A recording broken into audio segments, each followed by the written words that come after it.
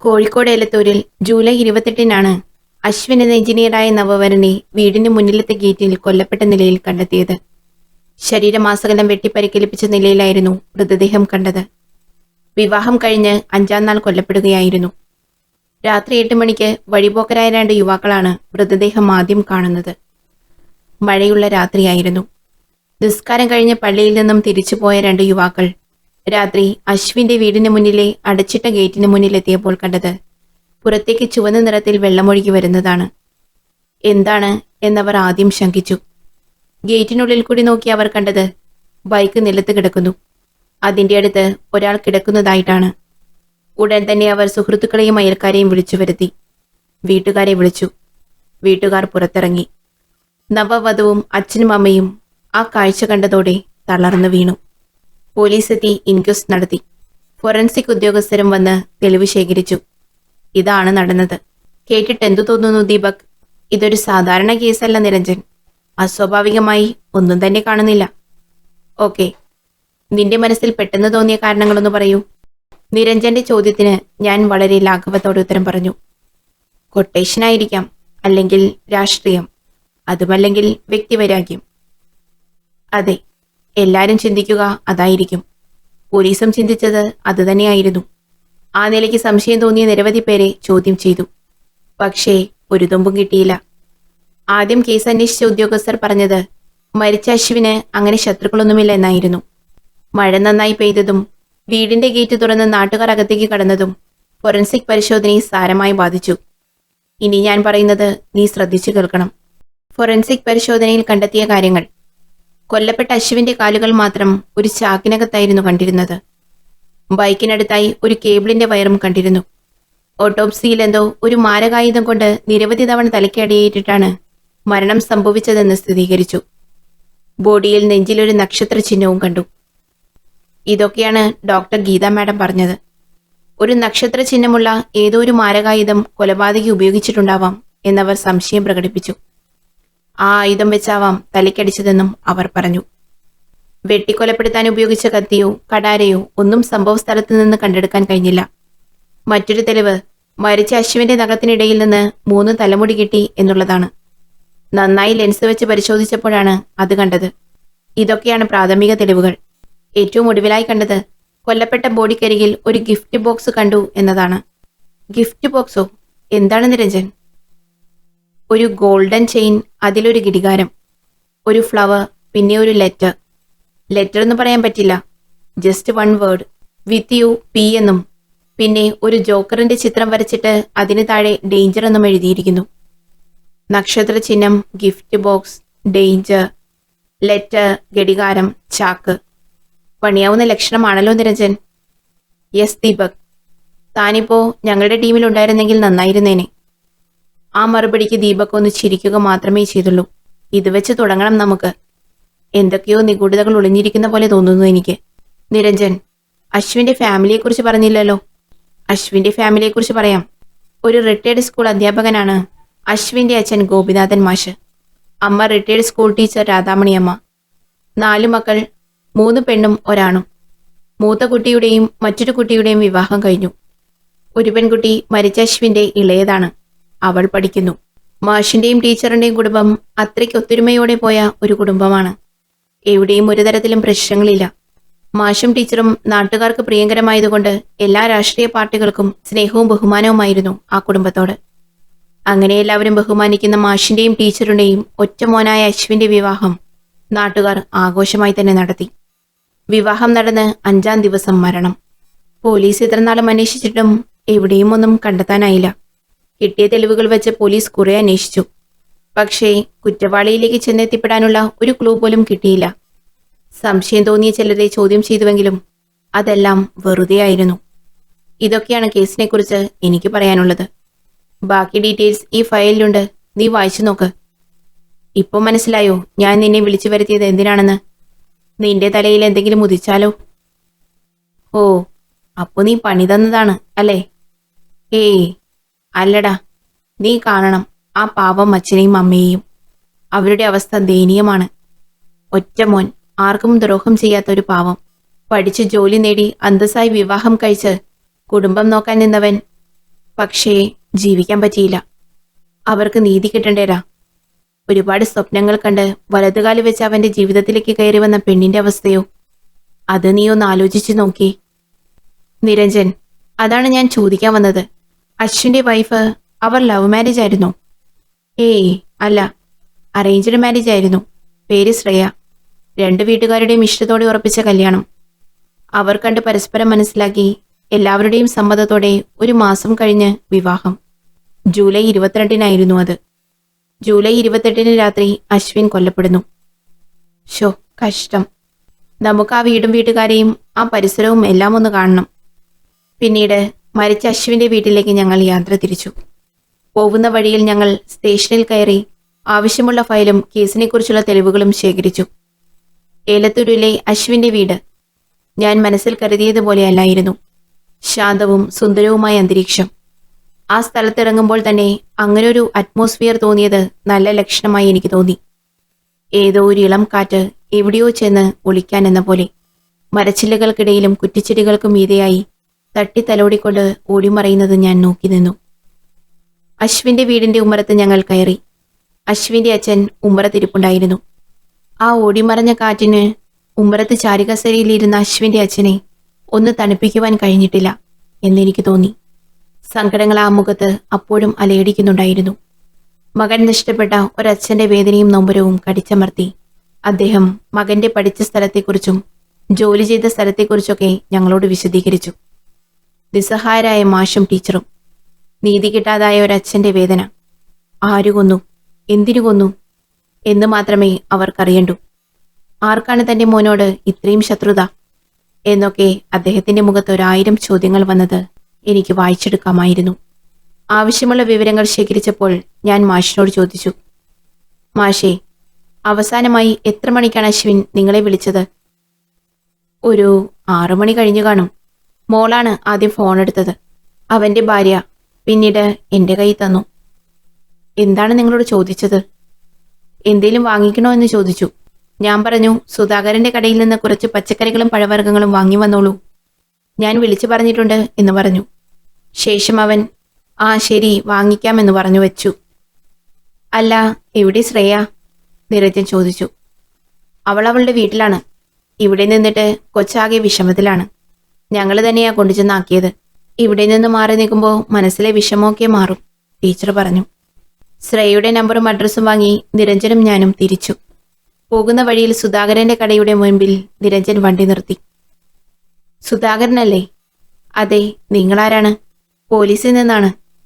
ആ, എന്താ സാറേ? സുധാകരനോട് നിരഞ്ജൻ കാര്യങ്ങൾ തിരക്കുന്നത് വണ്ടിയിലിരുന്ന് ഞാൻ നോക്കിക്കണ്ടു. സുധാകരന്റെ ബോഡി ലാംഗ്വേജിൽ നിന്ന് നിരഞ്ജന്റെ ചോദ്യവും സുധാകരന്റെ ഉത്തരവും വായിച്ചെടുക്കാൻ വലിയ ചിന്തയുടെ ഒന്നും ആവശ്യമുണ്ടായിരുന്നില്ല. നിരഞ്ജൻ വണ്ടിയിൽ കയറി വണ്ടി സ്റ്റാർട്ട് ചെയ്തു. അന്ന് രാത്രി അശ്വിൻ കടയിൽ വന്നിട്ടില്ല. സാധനങ്ങൾ കൊണ്ടുപോയിട്ടുമില്ല, അല്ലേ നിരഞ്ജൻ? അതെ, അതാണ് സുധാകരൻ പറഞ്ഞത്. അടുത്തത് നമുക്ക് ശ്രേയയെ കണ്ടേക്കാം. കൂടുതലൊന്നും ചോദിച്ച് എന്റെ മോളെ വിഷമിപ്പിക്കരുത്. ഇങ്ങനൊരു ദുരന്തം അതവിടെ പൂർണ്ണമായും തളർത്തിയിരിക്കുകയാണ്. ശ്രേയയുടെ വീട്ടിൽ ചെന്നിരുന്നപ്പോൾ തന്നെ അവളുടെ അച്ഛന്റെ പ്രതികരണം അതായിരുന്നു. അവർ ശ്രേയയെ വിളിച്ചു. ഞാൻ DCP നിരഞ്ജൻ, ഇത് DYSP ദീപക്. ഞങ്ങളാണ് ഈ കേസ് ഇപ്പോൾ അന്വേഷിക്കുന്നത്. 1-2 കാര്യങ്ങൾ ചോദിക്കാനുണ്ടായിരുന്നു. അവൾ തലയുയർത്തി ഒന്ന് മൂളി. അന്ന് ലാസ്റ്റ് കോൾ വന്നത് എത്ര മണിക്കാണ്? ഒരു 6 മണി കഴിഞ്ഞു കാണും സാർ. ഓക്കെ.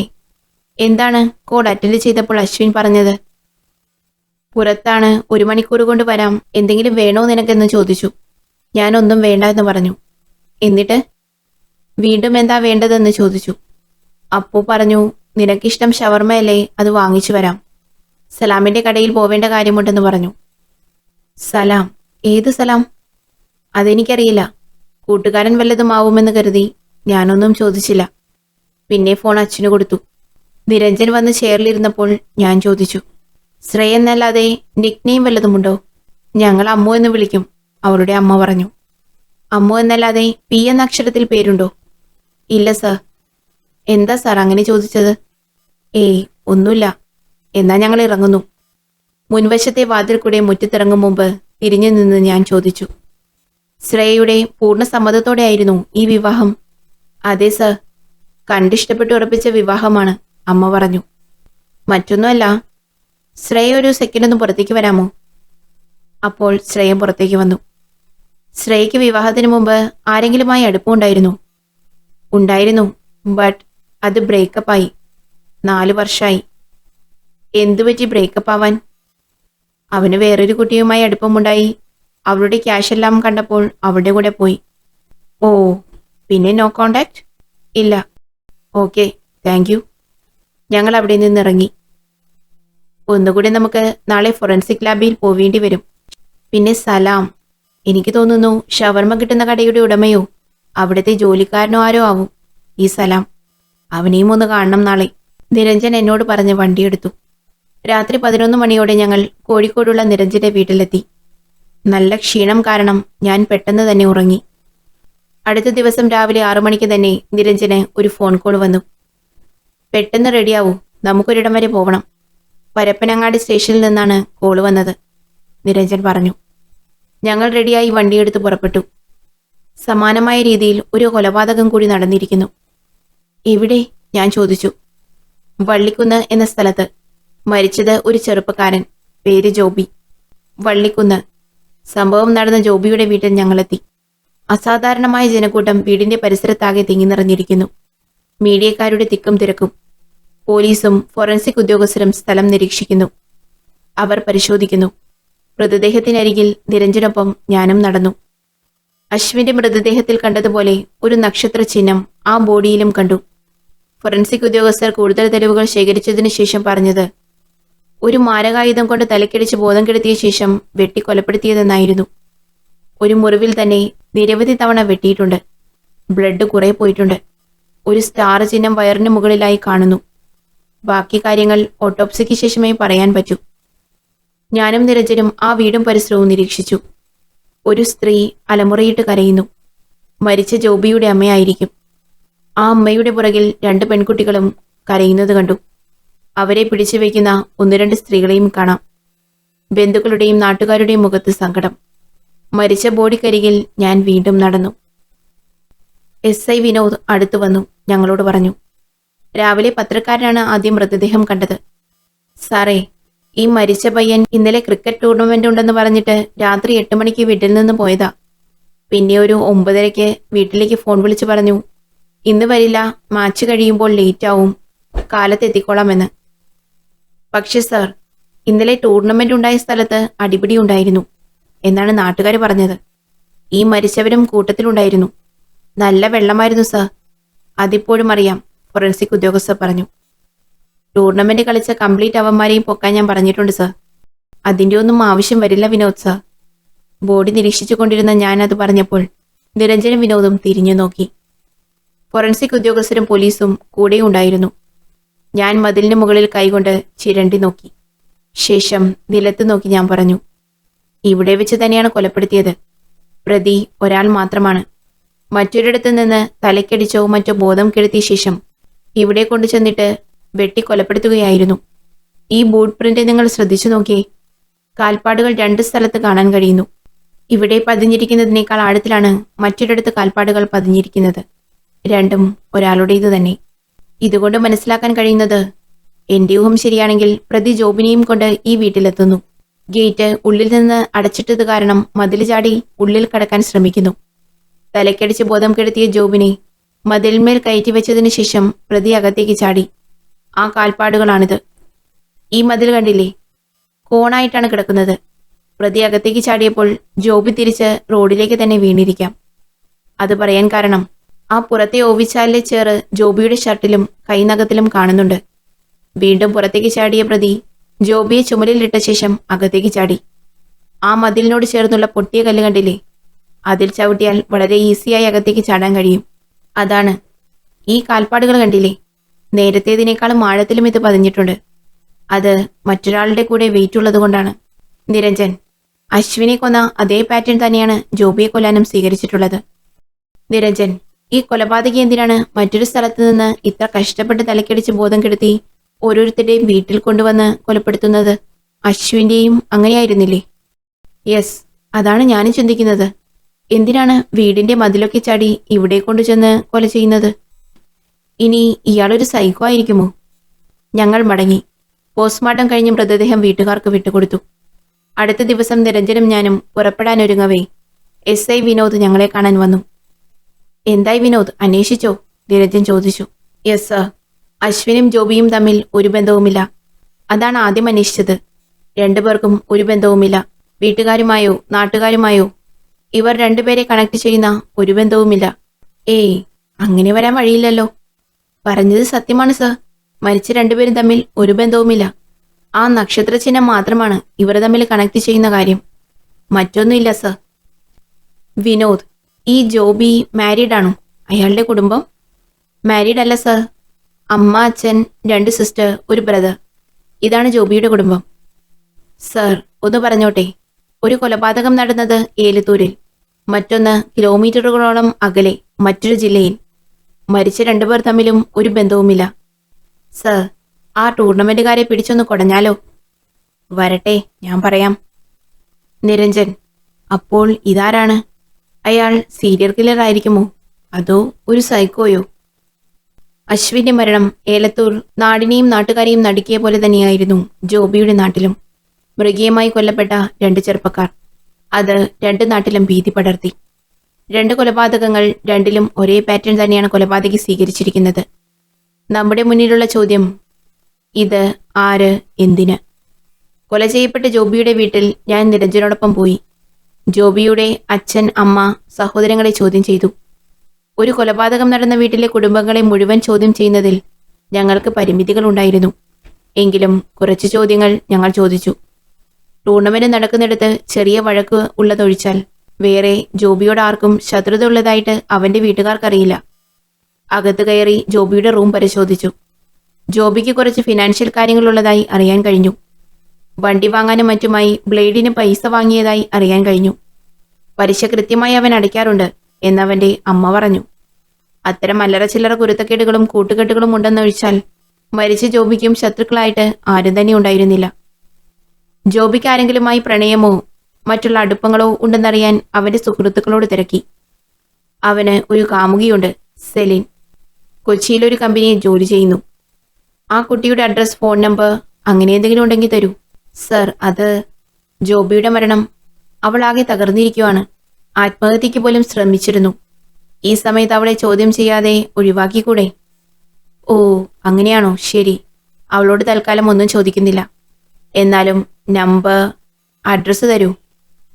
കൂടുതൽ വിവരങ്ങൾക്കായി ഞങ്ങൾ സൈബർ സെല്ലിന്റെ സഹായത്തോടെ ജോബിയുടെ കോൾ ലിസ്റ്റ് പരിശോധിച്ചു. മിക്ക നമ്പറും ഫ്രണ്ട്സിന്റെയും കൂടെ വർക്ക് ചെയ്യുന്നവരുടെയും.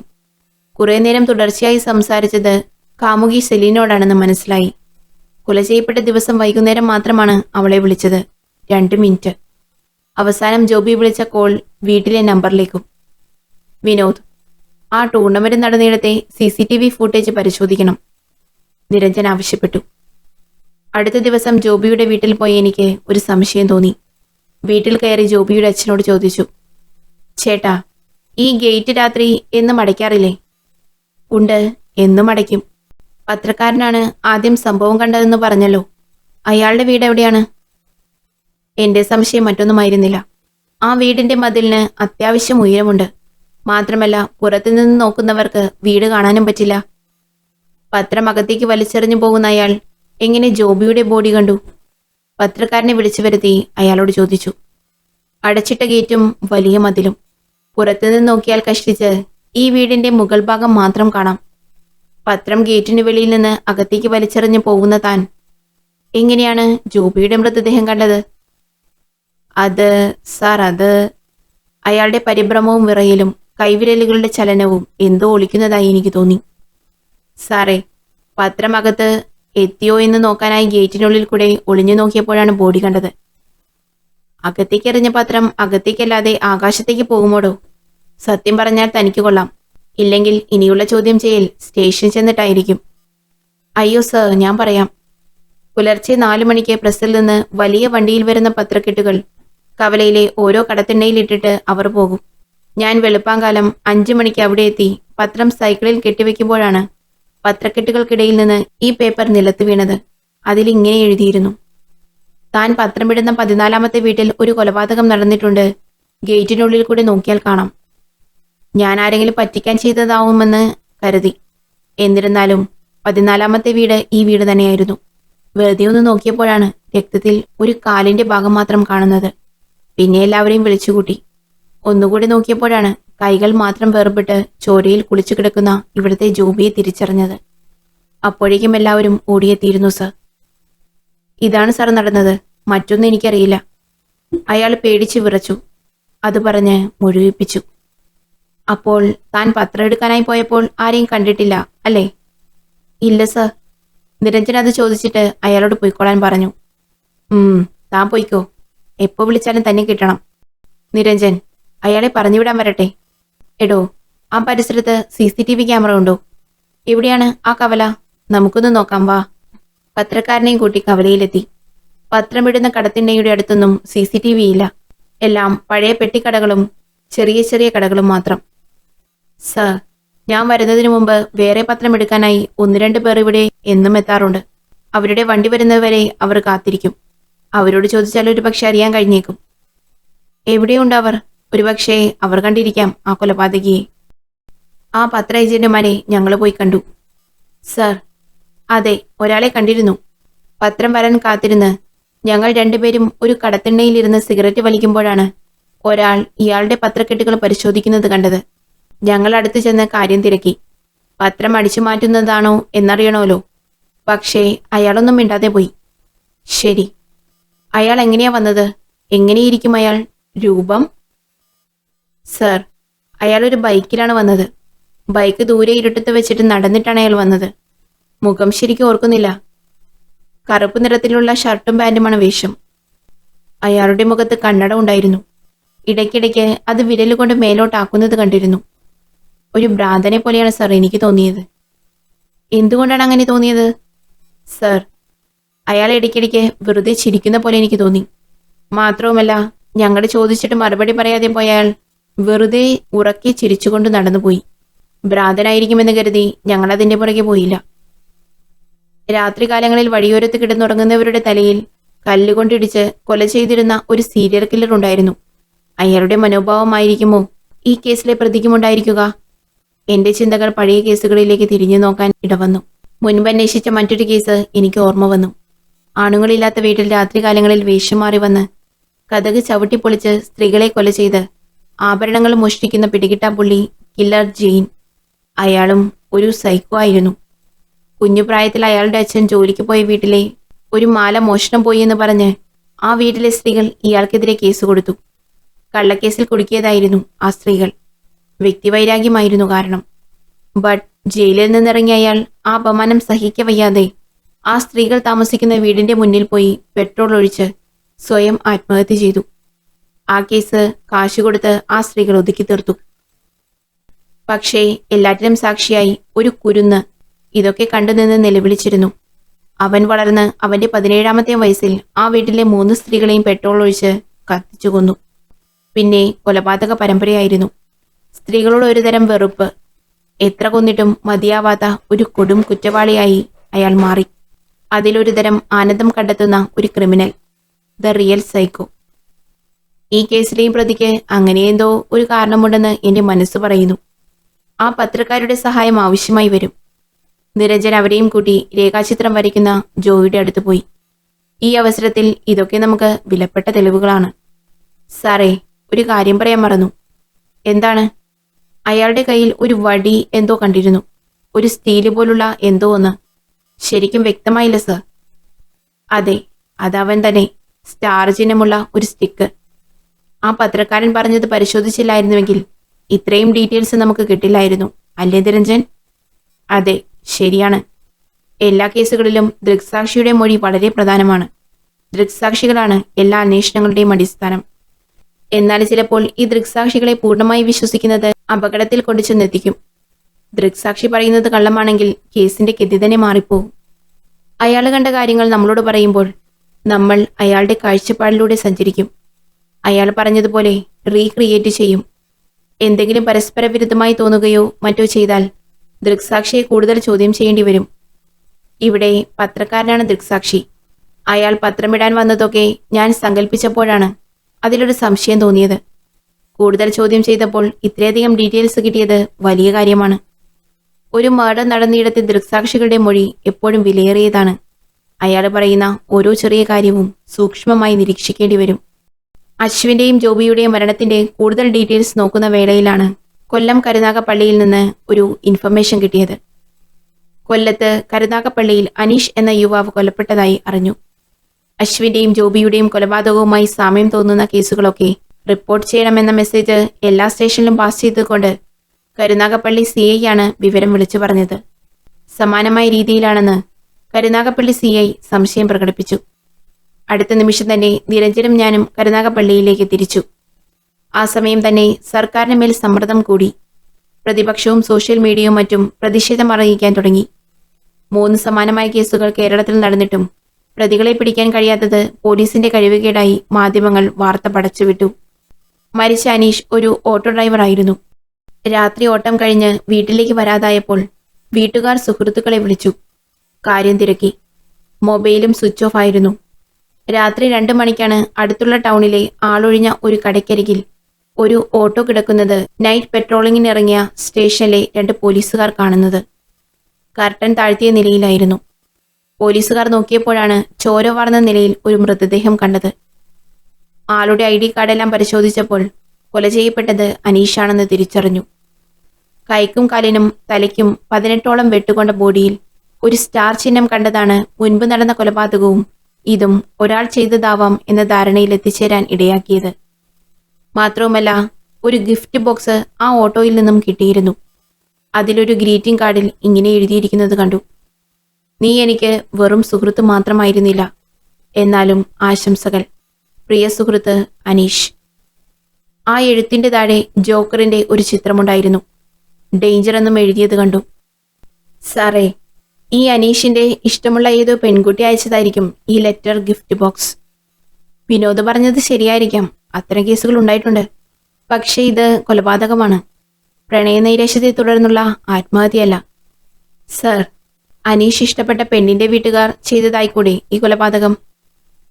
എങ്കിൽ ബാക്കി 2 കൊലപാതകം ചെയ്തതാര്? ഊഹങ്ങൾ നല്ലത് തന്നെ, പക്ഷേ ഒരു ലോജിക്ക് വേണം. കൂടുതൽ കുഴപ്പത്തിലായി കുഴഞ്ഞു കിടക്കുന്ന ഒരു കേസ് എങ്ങനെ ചുഴലഴിക്കും? ഞാനന്ന് ഒരുപാട് നേരം ഉറക്കമൊഴിച്ചു, ചിന്തിച്ചിരുന്നു.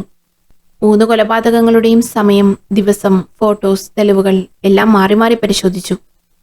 ആദ്യം കോഴിക്കോട്, രണ്ടാമത്തേത് മലപ്പുറത്ത്, മൂന്നാമത്തേത് കൊല്ലത്തും.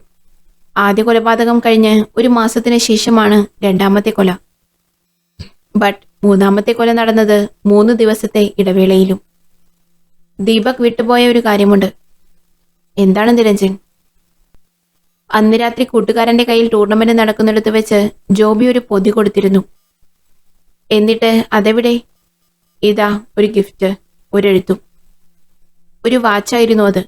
അതിലെ പേപ്പറിൽ ഇങ്ങനെ എഴുതിയിരിക്കുന്നു: ആ ബൈക്കിലെ യാത്ര എനിക്ക് സമ്മാനിച്ചതിന് എന്റെ സ്നേഹോപഹാരം. അടുത്ത സമയം തന്നെ ഞങ്ങൾ അവസാനം മരിച്ച അനീഷിന്റെ വീട്ടിൽ പോയി. അയാൾ എഴുതിവെച്ച ബുക്സ് പരിശോധിച്ചപ്പോൾ മനസ്സിലായി, അനീഷിന്റെ ഓട്ടോയിൽ നിന്ന് കിട്ടിയ ലെറ്ററിന്റെ കൈപ്പട അനീഷിന്റെ തന്നെയായിരുന്നു. അതേപോലെ ജോബിയുടെ ആ ലെറ്ററിലെ വേർഡും ജോബി തന്നെ എഴുതിയതാണ്. ഏറ്റവും ഒടുവിൽ പരിശോധിച്ചത് അശ്വിന്റെ ലെറ്ററിലെ വിത്ത് യു പി എന്ന വാക്കാണ്. അതും അശ്വിന്റെ കൈപ്പട തന്നെ. നിരഞ്ജൻ, കേസിന്റെ ചുരുളഴിഞ്ഞു തുടങ്ങിയിരിക്കുന്നു. നിരഞ്ജൻ, ഇപ്പോൾ തന്നെ കൊലപാതകങ്ങൾ നടന്ന 3ഇടത്തേക്കും പോലീസുകാരെ അയക്കണം. 3 പേരുടെയും സുഹൃത്തുക്കളോടും വീട്ടുകാരോടും ചോദിക്കണം. അവരുടെ അറിവിൽ അശ്വിൻ, ജോബി, അനീഷ് ഇവർ 3 പേരും കുറച്ചു കാലം മുൻപ് ആർക്കെങ്കിലും ഗിഫ്റ്റ് അയച്ചു കൊടുത്തിട്ടുണ്ടോ എന്ന് അന്വേഷിക്കണം. കൊടുത്തിട്ടുണ്ടെങ്കിൽ ആർക്ക്? അതുപോലെ മരണം നടന്നിട്ട് വരാൻ പറ്റാത്തവർ, വിളിച്ചന്വേഷിക്കാത്ത സുഹൃത്തുക്കൾ, അങ്ങനെ അടുത്ത ബന്ധമുള്ളവരുടെ പേരും വിവരവും ചോദിച്ചറിയണം. എന്റെ പ്ലാൻ കറക്റ്റ് റൂട്ടിലാണെങ്കിൽ നാളെയോടെ കൊലപാതകയെ കണ്ടെത്താൻ കഴിഞ്ഞേക്കും. മറക്കണ്ട ഗിഫ്റ്റ് അയച്ച വിവരങ്ങളും. അതുപോലെ മരണം നടന്നിട്ട് അന്വേഷിക്കാതെ മാറി നിന്ന സുഹൃത്തുക്കളെക്കുറിച്ചും. ഞാനും നിരഞ്ജനും ഫ്ലാറ്റിലേക്ക് പോയി. ഈ പ്ലാൻ വിജയിച്ചില്ലെങ്കിൽ? വിജയിക്കും, ഉറപ്പാണ്. അന്ന് രാത്രി കേരളത്തിലെ നൈറ്റ് പെട്രോളിംഗ് സ്ട്രോങ് ആക്കാൻ DCP നിരഞ്ജൻ DGPയെ വിളിച്ച് ആവശ്യപ്പെട്ടു. എല്ലാ വാഹനങ്ങളും പരിശോധിക്കാൻ പറഞ്ഞു. അൺയൂഷ്വലായി എന്ത് കണ്ടാലും അറിയിക്കാനും ആവശ്യപ്പെട്ടു. അന്ന് നല്ല മഴയുള്ള രാത്രിയായിരുന്നു. ഇടിയും മഴയും കാരണം കറണ്ടും പോയിരുന്നു. അശ്വിന്റെ മരണം നടന്ന ഏലത്തൂരിൽ പൂർണ്ണമായും കറണ്ട് കട്ടായി. മഴ അവിടുത്തെ നൈറ്റ് പെട്രോളിങ്ങിനെയും ബാധിച്ചു. കോഴിക്കോട് ക്ലാസ്സിന് പോയ അശ്വിന്റെ സഹോദരി അക്ഷരയും കാത്ത് അശ്വിന്റെ അച്ഛൻ ഗോപിനാഥൻ മാഷ് ടൗണിൽ കാത്തിരിപ്പുണ്ടായിരുന്നു. രാത്രി 8 മണിക്ക് വന്ന ലാസ്റ്റ് ബസ്സിൽ അക്ഷരയെ കാണാതായതോടെ മാഷിന്റെ ഉള്ളൊന്നാളിക്കത്തി. മാഷേ, മോള് ബസ്സിൽ വന്നില്ലല്ലോ, കട അടക്കാൻ നോക്കി ജയരാജൻ പറഞ്ഞു. ജയ, നേരത്തെ വിളിച്ചപ്പോൾ ബസ്സിൽ കയറിയിട്ടുണ്ടച്ചാ എന്ന് മോൾ ഫോൺ വിളിച്ചു പറഞ്ഞിരുന്നു. മാഷ് വിഷമിക്കാതെ, ഈ ബസ് കിട്ടിക്കാണില്ല, മാഷ് ഒന്നുകൂടെ വിളിച്ചു നോക്ക്. ഈ ബസ്സിൽ തന്നെയാ കയറിയത്, ഇപ്പോൾ വിളിച്ചിട്ട് കിട്ടുന്നില്ല. സുധാകര, എന്റെ മോള്. അയ്യോ മാഷേ. ബോധരഹിതനായി റോഡിൽ വീണ ഗോപിനാഥൻ മാഷിനെ താങ്ങിയെടുത്ത് പരമുവിന്റെ ചായക്കടയിലെ ബെഞ്ചിലിരുത്തി. BP കൂടിയതോ കുറഞ്ഞോ മറ്റോ ആവും, പെട്ടെന്ന് ഹോസ്പിറ്റലിൽ കൊണ്ടുപോവാം. മാഷിനെ കാണാതായതോടെ ടീച്ചർ ആ മഴയത്ത് വീടിന്റെ ഉമ്മറത്ത് കാത്തുനിന്നു. അമൃതേ, മോളെയും കൂട്ടി എന്താ മാഷ് വരാത്തത്? സമയം ഒരുപാടായല്ലോ, കറണ്ടും ഇല്ല, എന്തൊരു മഴയാണ്. അയ്യോ അമ്മേ. അകത്ത് മൂത്ത മകളുടെ നിലവിളി കേട്ട് ടീച്ചർ ഓടി. മോളെ, അമൃതമോളെ, എന്തുപറ്റി? അടുത്ത ദിവസം ഒരു ഞായറാഴ്ച പകൽ ഏലത്തൂർ CIയുടെ വണ്ടി ഗോപിനാഥൻ മാഷിന്റെ വീട്ടിലേക്ക് പുറപ്പെട്ടു. നിരഞ്ജൻ സാർ, ഞങ്ങൾ മാഷിന്റെ വീടെത്താറായി. സുരേന്ദ്രൻ, ഞാനൊരു 10 മിനിറ്റ് കൊണ്ടെത്തും. ഹോസ്പിറ്റലിൽ നിന്ന് മാഷ് വീട്ടിലെത്തിയിരുന്നു. മകളെ കാണാതായതും രാത്രി വീട്ടിൽ മൂത്ത മകളുടെ നിലവിളി കേട്ടതുമൊക്കെ കൊണ്ടാവാം ചുറ്റുവട്ടത്ത് താമസിക്കുന്നവർ മാഷിന്റെ വീട്ടിലുണ്ട്. ആ, എല്ലാരും ഒന്ന് മാറിക്കേ, ഒന്ന് വഴി തരൂ. മാഷേ, മാഷ് കിടന്നോളൂ. മോളെവിടെ അമൃത? രാത്രി നടന്ന സംഭവത്തിൽ പേടിച്ച് മുറിക്കുള്ളിലിരുന്ന അമൃത പുറത്തേക്ക് വന്നു. എന്താ അമൃതേ ഇന്നലെ രാത്രി സംഭവിച്ചത്? പറയാം സർ. നല്ല മഴയായിരുന്നു, കറണ്ടുമില്ലായിരുന്നു. ഞാനും അമ്മയും മാത്രമാണ് വീട്ടിലുണ്ടായിരുന്നത്. അടുക്കളയിൽ ഗ്യാസ് ഓഫ് ചെയ്ത് വാതിലടച്ച് പുറത്തേക്ക് വരാൻ നിൽക്കുമ്പോഴാണ് ഒരാൾ അടുക്കളയുടെ മൂലയിൽ നിൽക്കുന്നത് കണ്ടത്. ഞാൻ നിലവിളിക്കാൻ തുടങ്ങുമ്പോഴേക്കും അയാൾ എൻ്റെ വാ പൊത്തിപ്പിടിച്ചു. ശ്വാസം മുട്ടുന്ന പോലെ തോന്നിയെനിക്ക്. പിന്നെന്തുണ്ടായി? പിന്നെ അയാൾ ചുവരിനോട് ചേർത്ത് നിർത്തി എന്നെ ദേഹോപദ്രവം ചെയ്യാൻ ശ്രമിച്ചു. ആ സൈഡിൽ വെച്ചിരുന്ന വിറകുകൊള്ളി എൻ്റെ കയ്യിൽ കിട്ടിയപ്പോൾ അത് വെച്ച് ഞാൻ അയാളുടെ തലയ്ക്കടിച്ചു. അയാൾ നിലത്ത് വീണപ്പോഴാണ് എനിക്ക് ശ്വാസം തിരിച്ചു കിട്ടിയത്. അപ്പോൾ ഞാൻ അമ്മയെ വിളിച്ച് ഉമ്മറത്തേക്ക് ഓടി. ചുറ്റുവട്ടത്തുള്ളവരൊക്കെ വരുമ്പോഴേക്കും അയാൾ എവിടേക്കോ ഓടി രക്ഷപ്പെട്ടിരുന്നു. DCP നിരഞ്ജൻ മാഷിന്റെ വീട്ടിലെത്തി. എന്തായി സുരേന്ദ്രൻ? സർ, ദീപക് എവിടെ? അവൻ സ്ഥലത്തല്ല, നാട്ടിൽ പോയിരിക്കുകയാണ്. വാ, നമുക്ക് നോക്കാം. എവിടെയാ കിച്ചൺ? നിരഞ്ജൻ അടുക്കളയും പരിസരവും നിരീക്ഷിച്ചു. സൂക്ഷ്മമായി നിരീക്ഷിക്കുന്നതിൽ അഗ്രഗണ്യനാണ് നിരഞ്ജൻ. അമൃത, അടുക്കളവാതിൽ അടച്ചിട്ടാണോ ഉണ്ടായിരുന്നത്? അതെ, അടുക്കളവാതിലും മുൻവശത്തെ വാതിലുമൊക്കെ എപ്പോഴും അടച്ചിട്ടാണ് ഉണ്ടാവാറ്. പക്ഷേ ആ സമയം അമ്മ വാതിൽ തുറന്ന് ഉമ്മറത്ത് നിൽക്കുമായിരുന്നു. എത്ര മണിക്കാണ് സംഭവം? ഒരു 9 മണിയായിട്ടുണ്ടാവും. അയാളുടെ വിരലുകൾ ശ്രദ്ധിച്ചോ? ശ്രദ്ധിച്ചില്ല. നഖം കൊണ്ട് ദേഹത്ത് മുറിവ് പറ്റിയിട്ടുണ്ട്. എവിടെ? അത് സുരേന്ദ്രൻ, വനിതാ പോലീസിനെ വിളിക്കേ. വനിതാ പോലീസ് റോസമ്മ വന്ന് അമൃതയെ പരിശോധിച്ചു. സർ, സാറ് സംശയിച്ചത് ശരിയാണ്. വയറിനു മുകളിലായി വിരൽപ്പാടുകൾ 6 എണ്ണം കാണുന്നുണ്ട്. 6 വിരലുകളുള്ള ഒരാൾ. അമൃതയെ ആക്രമിക്കാൻ ശ്രമിക്കുന്നതിനിടെ അയാളുടെ കൈ മൈദപ്പൊടിയിൽ കുത്തിപ്പോയിരുന്നു. ശേഷം അയാൾ കൈവച്ചിടത്ത് 6 വിരൽപ്പാടുകൾ കാണാനുണ്ട്. അയാളുടെ ബൂട്ട് പ്രിന്റിൽ അയാൾ നിന്നിരുന്ന ഗ്യാസ് സിലിണ്ടറിനടുത്ത് ചാണകത്തിന്റെ പാടുകൾ കാണുന്നുണ്ട്. അടുക്കളയിൽ അയാളുടെ ബൂട്ട് പതിഞ്ഞെടുത്തൊക്കെ ചാണകത്തിന്റെ പാടുകൾ കാണുന്നു. ഇവിടെ പശു ഉണ്ടോ? ഇല്ല സർ. ഈ വീട്ടുപരിസരത്ത് എവിടെയെങ്കിലും പശു ഉണ്ടോ? ഇല്ല സർ, എവിടെയില്ല. പിന്നെങ്ങനെ? നിരഞ്ജൻ വീടും പരിസരവുമൊക്കെ ചുറ്റി നടന്ന് നിരീക്ഷിച്ചു. കുറച്ചു സമയത്തിന് ശേഷം, സുരേന്ദ്രൻ, നമുക്ക് പോവാം. സർ, എന്തെങ്കിലും ക്ലൂ? ആവശ്യമുള്ളതൊക്കെ കിട്ടി, പറയാം. വീടിന്റെ വടക്ക് വശത്ത് ഒരു ഇടവഴിയുണ്ട്. ആ ഇടവഴിയിൽ കൂടെ നടന്നു വന്ന പ്രതി ആ വാഴത്തോപ്പിൽ പതുങ്ങിയിരുന്നു കാണും. വാഴയ്ക്ക് വളമിട്ടതിൽ ചാണകവും ഉണ്ടായിരുന്നു. അത് അയാളുടെ ബോട്ടിലായി കാണും. 2 വാതിലുകളും അടച്ചത് കാരണം പ്രതി ഈ പ്ലാവിൽ കയറി സൺഷെയ്ഡ് വഴി നടന്ന് ടെറസിൽ കയറി. അവിടെയുള്ള ജനാല അടച്ചിട്ടില്ലായിരുന്നു. ആ ജനാലയിൽ കൂടെ എന്തെങ്കിലും വലിയ കമ്പിയോ മറ്റോ ഉപയോഗിച്ചാൽ അകത്തു നിന്നും ലോക്ക് ചെയ്ത വാതിൽ തുറക്കാൻ പറ്റും. വാതിൽ തുറന്ന അയാൾ ആരും കാണാതെ സ്റ്റെപ്പ് ഇറങ്ങി അടുക്കളയിൽ വന്ന് ഒളിച്ചു നിന്നു. അമൃതയെ ഒറ്റയ്ക്ക് കിട്ടിയപ്പോൾ ആക്രമിക്കാൻ ശ്രമിച്ചു. അയാൾ വാതിൽ തുറക്കാൻ ഉപയോഗിച്ച കമ്പി പുറകുവശത്ത് വലിച്ചെറിഞ്ഞത് കാണുന്നുണ്ട്. മറ്റൊരു പോയിന്റ്, അമൃത അയാളുടെ കൈകളിൽ നിന്നും കുതറിയോടി നിലവിളിച്ച് അമ്മയുടെ അടുത്തേക്കോടി. നിലവിളി കേട്ട് ചുറ്റുവട്ടത്തുള്ളവരൊക്കെ വന്ന് അടുക്കള ഭാഗവും പറമ്പിലൊക്കെ നാട്ടുകാർ അന്വേഷിച്ചു.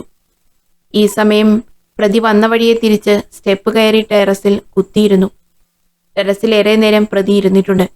കാരണം അവിടെ ഇരുന്നിട്ട് സിഗരറ്റ് വലിച്ചതിന്റെ ലക്ഷണങ്ങൾ കാണുന്നുണ്ട്. എല്ലാം ശാന്തമായപ്പോൾ സൺഷെയ്ഡിൽ കൂടി നടന്ന് പ്ലാവിന്റെ കൊമ്പിൽ കൂടി താഴെയിറങ്ങി ആ ഇടവഴിയിൽ കൂടി പ്രതി രക്ഷപ്പെട്ടു. സൺഷെയ്ഡിൽ കാൽപ്പാടുകൾ പതിഞ്ഞിട്ടുണ്ട്.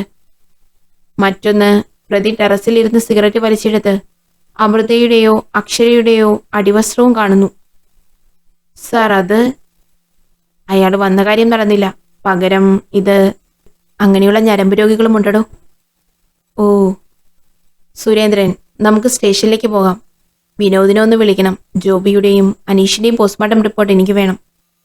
സാറേ, എൻ്റെ മോള് മാഷേ, അക്ഷരയ്ക്കൊന്നും സംഭവിച്ചിട്ടില്ല. എല്ലാ സ്റ്റേഷനിലും മെസ്സേജ് പാസ് ചെയ്തിട്ടുണ്ട്. അന്വേഷണം ആരംഭിച്ചിട്ടുണ്ട്. അക്ഷരയുടെ കോളേജിലും ബസ് സ്റ്റാൻഡിലുമൊക്കെ അന്വേഷിക്കാൻ പറഞ്ഞിട്ടുണ്ട്. മാഷ് വിഷമിക്കാതിരിക്കൂ. പിന്നെ ഈ വീടും പരിസരവും പോലീസ് നിരീക്ഷണത്തിലായിരിക്കും. അതുകൊണ്ട് ഒന്നുകൊണ്ട് പേടിക്കണ്ട. ആ ദിവസം വൈകുന്നേരം മുതുമലയാർ കുന്നിൽ വിനോദസഞ്ചാരികൾ പോയ ഫാമിലിയുടെ ബസ് കാഞ്ഞിലേരി താഴത്തിൽ എത്തിയപ്പോൾ ടയർ പഞ്ചറായി. ബസ്സിന്റെ ടയർ മാറ്റാൻ കുറച്ചു സമയം ആവുമെന്നറിഞ്ഞ ബസ്സിലെ യാത്രക്കാർ എല്ലാവരും പുറത്തിറങ്ങി. ഒരു വലിയ ഫാമിലിയായിരുന്നു ആ യാത്രയിലുണ്ടായിരുന്നത്. കാഞ്ഞിലേരി എസ്റ്റേറ്റിനടുത്തായിരുന്നു ബസ് പഞ്ചറായത്. തെങ്ങി നിറഞ്ഞ റബ്ബർ മരങ്ങളും അകലെ ഓളമിട്ടൊഴുകുന്ന അരുവിയുടെ ശബ്ദവും കാതിൽ കേട്ടതോടെ കൂട്ടത്തിലെ കുറച്ചുപേർ ആ കാടിന് നടുവിൽ കൂടി വരിവരിയായി നടന്നു. സ്നേഹ, അധികം ദൂരത്ത് പോകണ്ടാട്ടോ, അമ്മ വഴക്കു പറയും. നീതു, നീ വരുന്നേ വാ. അജു, നീ വാടാ, നമുക്ക് ആ അരുവിയുടെ അടുത്ത് പോയിട്ട് വരാം. ചേച്ചി, ദേ അങ്ങ് നോക്കി, എന്ത് ഭംഗിയാണ്. എന്റെ പൊന്നോ, ഒരു രക്ഷയില്ല. കുറച്ചു ദൂരം അവർ നടന്നു. വഴിയിൽ ആകാശം മുട്ടി നിൽക്കുന്ന വലിയ മരങ്ങൾ. അതിനിടയിൽ തിങ്ങി നിറയുന്ന ചെറിയ മരങ്ങളിൽ നിന്ന് കുരങ്ങന്മാർ കൗതുകത്തോടെ അവരെ നോക്കി. ചേച്ചി, പുലിയോ മറ്റോ ഉണ്ടാവുമോ? മരച്ചിലകൾക്കിടയിൽ നിന്നും എത്തിനോക്കുന്ന സൂര്യകിരണങ്ങളെ കൈകൊണ്ട് മറച്ച് അവർ നടന്നു. അരുവിയുടെ അടുത്തെത്തി തെളിനീര് കണ്ട സന്തോഷത്തിൽ അവർ അരുവിയുടെ അടുത്തേക്കോടി. ആദ്യം നടന്നെത്തിയ സ്നേഹ എന്തോ കണ്ട് നിലവിളിച്ച് തിരിഞ്ഞോടി. എന്താ എന്താ സ്നേഹ? എന്താ ചേച്ചി? ഒച്ച കേട്ട് ബസ്സിലെ മറ്റുള്ളവരും എത്തി. അരുവിയുടെ സൈഡിൽ കൂട്ടിയിട്ട മരത്തിന്റെ ഇടയിലേക്കാണ് സ്നേഹ കൈ ചൂണ്ടിയത്. ഒന്ന് രണ്ട് പേർ അടുത്തെത്തി നോക്കിയപ്പോൾ അവർ ഞെട്ടി. വിവസ്ത്രയാക്കപ്പെട്ട ഒരു പെൺകുട്ടിയുടെ ശവശരീരം കവറിൽ പൊതിഞ്ഞ രീതിയിൽ അവിടെ കാണപ്പെട്ടു. ചോരയുടെ ഗന്ധം മണത്തറിഞ്ഞ പട്ടികൾ കൂട്ടം കൂടി നിന്ന് ആ കവർ വലിച്ചു കീറുന്നുണ്ടായിരുന്നു. കൈകളും കാൽഭാഗവും പട്ടികൾ കടിച്ചു തിന്നുന്നത് കണ്ടിട്ടാണ് സ്നേഹ നിലവിളിച്ചത്. ആൾക്കാരെ കണ്ടതോടെ പട്ടികൾ ഓടി. അവർ പോലീസിനെ വിവരമറിയിച്ചു. വിനോദും സംഘവും അവിടേക്ക് ഓടിയെത്തി. പുറകെ ആംബുലൻസ്, ഫോറൻസിക് വിദഗ്ധർ എല്ലാവരും എത്തി. വിനോദ് ബസ്സിലെ യാത്രക്കാരെ ചോദ്യം ചെയ്തു. അവർ കണ്ട കാര്യങ്ങളും ബസ്സിന്റെ ടയർ പഞ്ചറായ കാര്യവുമൊക്കെ വിശദീകരിച്ചു. ഫോറൻസിക് വിദഗ്ധരുടെ പരിശോധന നടക്കുമ്പോഴേക്കും സംഭവ സ്ഥലത്തേക്ക് നിരഞ്ജനെത്തി. വിനോദ്, ആളെ തിരിച്ചറിഞ്ഞു? യെസ് സർ, ഗോപിനാഥൻ മാഷിന്റെ മകൾ അക്ഷര. ആ കുട്ടി എങ്ങനെ ഇത്ര ദൂരം ഇതുപോലൊരു സ്ഥലത്തെത്തിപ്പെട്ടു? നിരഞ്ജൻ, യെസ് മാഡം, പറയൂ.